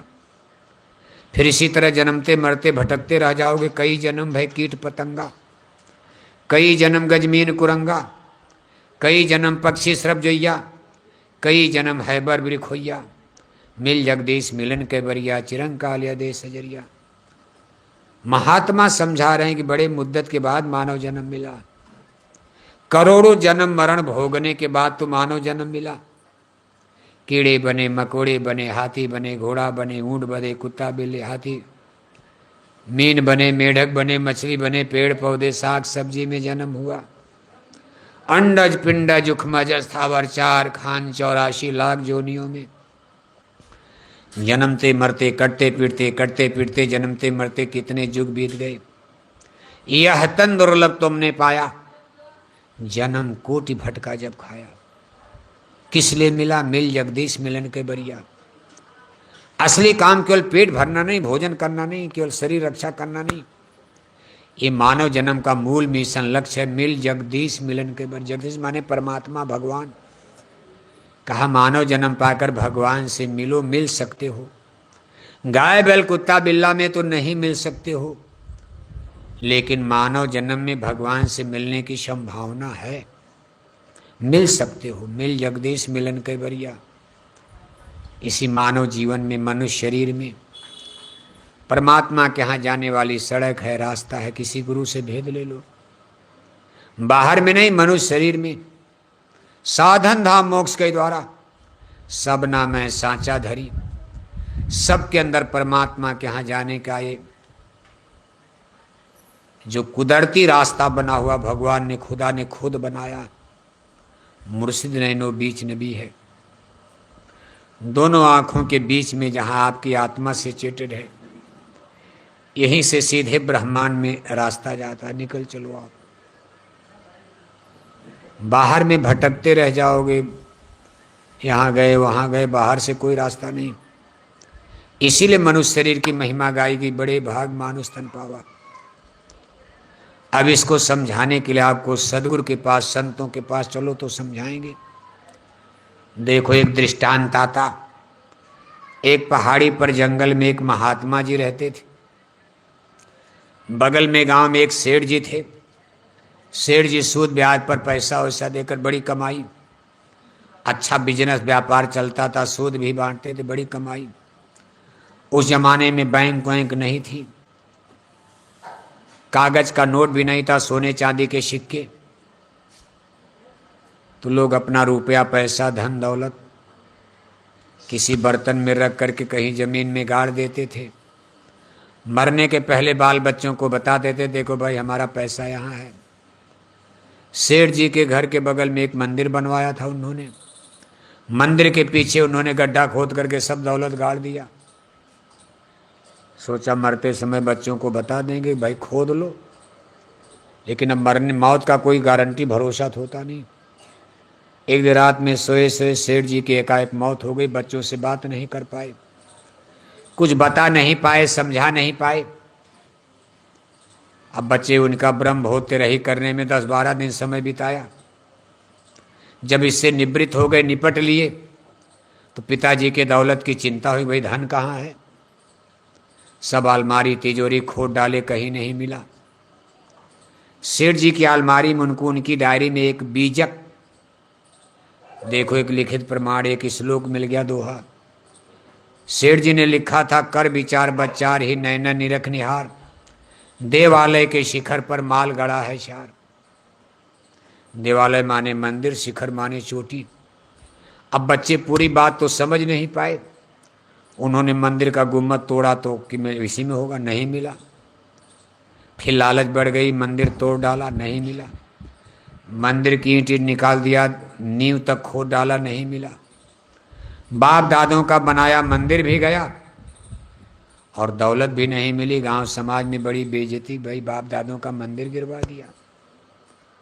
बच्चे बड़े निराश हुए तो गए पहाड़ी पर उसी महात्मा जी के पास, गुरु जी के पास।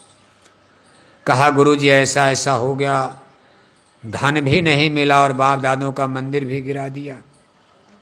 तो महात्मा जी ने कहा भाई कोई लिखित प्रमाण, कागज उगज। तो बच्चे ने वही डायरी दिखाया, कहा गुरु जी ये।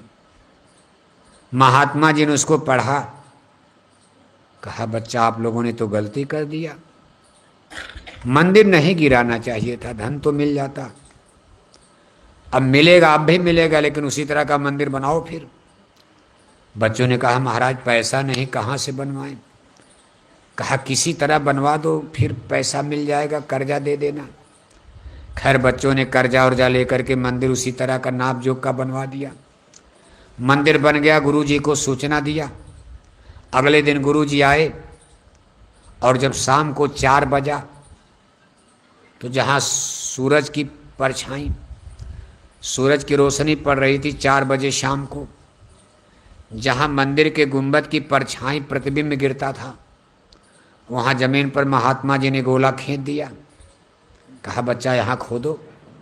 2 फावड़ा मारा तो तांबे के लोहे के घड़े नजर आए। सब दौलत खोद करके निकाला, सब दौलत बच्चों को मिल गई। महात्मा जी ने कहा देखो इसी तरह महात्माओं की लिखी बात आदमी समझता नहीं। भगवान के लिए संत महात्मा भाई अपने अंदर में घट में है, सूझत नहीं।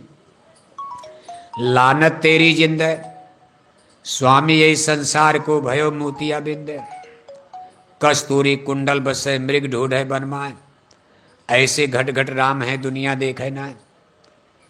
परमात्मा के यहाँ चलने का रास्ता सबके अंदर है और हम लोग बाहर बाहर खोज रहे। रामायण गीता सब करे अंदर चलो अंदर चलो अंदर चलो, मेरे रंग महल चली आओ दिखाऊं तो ही आगम गली। अपने ख्याल ध्यान को बाहर से समेट कर दोनों आंखों के बीच में एकाग्र करो। यहां से फिर वेद वाणी ब्रह्म वाणी शब्द धुन नाम धुन को सुन करके, जिसको शब्द कहते आवाज कहते, इसमें इतनी ताकत है, शक्ति है। ये शब्द आपकी सूरत को आत्मा को खींचकर ब्रह्मांड में ले जाएगा। इसको सूरत शब्द योग नाम योग साधना कहा जाता। मुसलमान भाई इसको सुल्तानुल अजकार फरमाते। सहज योग गुरु दिया बताई, सूरत शब्द मार्ग लखवाई। इसको बड़ा सीधा सरल, सबसे सरल मार्ग बताया जाता। क्यों? इसको आप गृहस्थ आश्रम में कर सकते हो। और साधना तो लोग जंगल जाते थे, देखो तपस्या करते थे, सुबह सुबह नहाना पड़ता था जाड़े में, तब पूजा करो। मंदिर में जाओ 4 बजे नहा धोकर घंटी बजाओ, चाहे जाड़ा हो चाहे माघ पूस की कोहरा पड़ रहा। लेकिन ये जो संतों की साधना है कलयुग में, जब आदमी शरीर से कमजोर हो गए, गुजरे जमाने की साधना तपस्या आप कर नहीं सकते हो। आप कोई व्रत भी करना चाहो तो मुश्किल है। 2 टाइम रोटी ना मिले तो भूख से तड़प जाओगे, कहोगे लो अपना कंठी माला, भूखे भजन न होए गोपाला। अगर शुगर की बीमारी है और आपको रोटी जल्दी ना मिले तो गुस्सा बहुत आता आपको। शुगर के मरीज को अगर भूख लग जाए तो आप ही को खा जाएगा, झगड़ा करेगा वो। इसलिए शुगर के मरीज को थोड़ा थोड़ा कई बार खाना चाहिए, भूख ज़्यादा ना होनी चाहिए। शुगर के मरीज को अगर भूख ज़्यादा लगे तो बहुत गुस्सा आएगा, बहू सास पर टूटेगी, सास बहू पर टूटेगी, झगड़ा होगा। इसलिए अपना भोजन आप बांट करके दिन में 2-3 बार, एक ही बार, ज़्यादा नहीं खाना चाहिए। शुगर के मरीज को भरपेट भोजन नहीं करना चाहिए, थोड़ा थोड़ा करके कई भाग में दिन भर। लेकिन ज्यों ही भूख लगे कुछ न कुछ स्किट बिस्किट, कुछ फल, कुछ मिठाई, जो भी आपसे मिठाई उठाई तो खाना नहीं चाहिए, लेकिन कुछ न कुछ पेट में डाल लेना चाहिए, तब आपका गुस्सा कम हो जाएगा। तो अब इस कलयुग में जहाँ ये समस्या है सबकी, तो संतों ने देखो, गुरु महाराज ने सरल रास्ता दिया है। इसको सूरत शब्द योग नाम योग साधना कहते। घर गृहस्थी में बाल बच्चों में रह करके आसानी से आप इसमें बात आपको ये करना कि भाई थोड़ा शाकाहारी। अब शाकाहारी तो हर पूजा में धर्म में रहना, और किसी गुरु से रास्ता तबे तो करोगे, कैसे करना। इसलिए आज हमारी आपसे अपील है, हमारी 2 बात पर ध्यान देना। अपना लोक और परलोक बनाना चाहते हो, संसार को सुखमय बनाना चाहते हो, आने वाली दुख तकलीफ बीमारी से बचना चाहते हो, तो आप अपने अपने चूल्हे पर मुर्दा पकाना बंद करो, मत पकाओ मुर्दा। ये भगवान के दरबार में सबसे बड़ा पाप माना गया। दूसरी हमारी आपसे अपील है, अपनी आत्मा के कल्याण के लिए किसी गुरु की खोज कर लेना। किसी गुरु को खोजो, आपको हिसार में मिल जाए, सिरसा में मिल जाए, जालंधर लुधियाना पंजाब में मिल जाए, हिमाचल जाओ वहाँ मिल जाए, किसी गुरु को खोजो आप। लेकिन अगर मान लो कोई गुरु आपको न मिले तो एक बार आप जय गुरुदेव आश्रम मथुरा पधारो। मथुरा में देखो साल भर में 4 बड़े बड़े मेले लगते। एक आध्यात्मिक मेला भी 28 नवंबर से 2 दिसंबर तक 5 दिन का लगने जा रहा। 2 घंटा सुबह 2 घंटा शाम, आपको लगातार 5 दिन वहाँ सत्संग सुनने को मिलेगा। 30 नवंबर जो पूजा की मुक्ति थी तारीख है, उस दिन हमारे पूज्य हुजूर महाराज जी का सत्संग, उनका दर्शन, और उनके द्वारा नए लोगों को नामदान, गुरुदीक्षा, गुरु मंत्र भी प्रदान किया जाएगा। इन ये सूरत शब्द योग नाम योग साधना का रास्ता मार्ग, जिसको आप गृहस्थ आश्रम में आसानी से करोगे, आपको समझाया जाएगा, बताया जाएगा। उसी दिन मंदिर के देवता से दया दुआ बरकत की प्रसाद भी वहाँ बटेगी, मिलेगी। इन सारी चीज़ों का लाभ फायदा लेने के लिए एक बार आप जय गुरुदेव आश्रम मथुरा पधारो। जय गुरुदेव आश्रम मथुरा के बारे में तो आप बहुत दिन से सुन रहे हो, लेकिन दूर से कान से सुनने वाला ज्ञान अलग होता, नज़दीक से आँख से देखने वाला ज्ञान सही होता। एक बार खुद नज़दीक चल करके देख लो, समझ लो। सबके पास अकल है, सबके पास बुद्धि है, खुद समझ में आएगा कि भाई क्या सही है क्या गलत। हमारी आपसे अपील है, एक बार आप जय गुरुदेव आश्रम मथुरा पधारो। ये देखो जिनके दरवाजे हम लोग आए हैं, भाव साहब, ये जिनका ये घर है, जिनके दरवाजे पर देखो ये सत्संग हो रहा, हमारे भाई कांति प्रसाद जी, जो इस हिसार जिले के जय गुरुदेव मिशन के अध्यक्ष भी हैं, बराबर अपने पूरे परिवार के साथ अगल बगल हिसार के गांव जिवार के बहुत से लोग बराबर मथुरा जाते रहते हैं। इनके साथ आप आ जाओ, कोई आपको खाने पीने रहने सोने की दिक्कत नहीं होगी। एक बार आप आकर के इस चीज़ की आप सही सच्ची जानकारी लो। हमारे पूज्य हुजूर महाराज जी देखो अपने छोटे बड़े काफिले लेकर निरंतर चलते रहते हैं, जन जागरण के लिए, आत्म कल्याण के लिए, लोगों को समझाने बताने के लिए। इस समय उनका काफिला देखो उत्तर प्रदेश के जौनपुर जिले में 122 दिन लगातार चलने के बाद वो मथुरा पधारेंगे। फिर भंडारे का कार्यक्रम होगा, भंडारा समाप्त करने के बाद वो फिर काफिला लेकर के निकलें। इतनी मेहनत, लाखों भाई बहन शाकाहारी जैकेट पहने उनके सहयोग में, साथ में तन मन धन के साथ खड़े हैं, लगे हैं। क्यों इतनी मेहनत क्यों हो रही? कि लोगों को सही धर्म समझ में आ जाए, सही कर्म समझ में आ जाए, धर्म अधर्म पाप पुण्य की सही सही परिभाषा समझ में आ जाए, हम लोग सही धर्म मानने लगे, जानने लगे, चलने लगे, एक अच्छे समाज का निर्माण हो जाए, घर परिवार समाज राष्ट्र की व्यवस्था अच्छी बन जाए, बुराई बुरे काम भ्रष्टाचार दुराचार पापाचार कम हो जाए, माँ बहन बेटियों की इज्जत आबरू बचने लगे, भारत में सच्चा राम राज आ जाए। तो इसके लिए देखो इतनी मेहनत जय गुरुदेव मिशन की तरफ हो रही है। आपने समय दिया, आपको बहुत बहुत धन्यवाद है। हमारी सत्संग सभा में आज देखो हमारे तमाम नए पुराने चेहरे, जिला संगत संगठन हिसार के तमाम भाई बहन यहाँ उपस्थित हैं। हमारे संगत के देखो पुरोधा, हमारे वयोवृद्ध, इस हिसार जिले के संरक्षक भाई राम लखन जी, वो भी सत्संग सभा में उपस्थित हैं। फतेहाबाद जिले से चलकर वहाँ के अध्यक्ष हमारे भाई बलबीर सिंह जी हैं, महावीर सिंह जी, वो भी सत्संग सभा में उपस्थित हैं। हमारी इस प्रचार यात्रा में बराबर हमारे साथ चल रहे हरियाणा प्रदेश के प्रांतीय अध्यक्ष भाई बुधिराम जी, रहने वाले तो महेंद्रगढ़ जिले के हैं, लेकिन पूरे हरियाणा प्रदेश की जिम्मेदारी पूज्य महाराज जी के द्वारा इनके कंधे पर डाली गई है, जिम्मेदारी निभाते भी हैं। गुजरात प्रदेश अहमदाबाद के माननीय जीतू भाई पटेल जी, उत्तर प्रदेश गोरखपुर के बाबू रामहेश सिंह जी, सो गए कि जाग रहे हैं? उत्तर प्रदेश जौनपुर जिले के रहने वाले भाई देवी प्रसाद एडवोकेट टाटधारी, ऐसे हजारों लाखों लोग जय गुरुदेव मिशन में देखो तन मन धन के साथ सहयोग में लगे हैं। सबके सहयोग से, साथ से मिशन की गाड़ी धीरे धीरे आगे बढ़ रही है।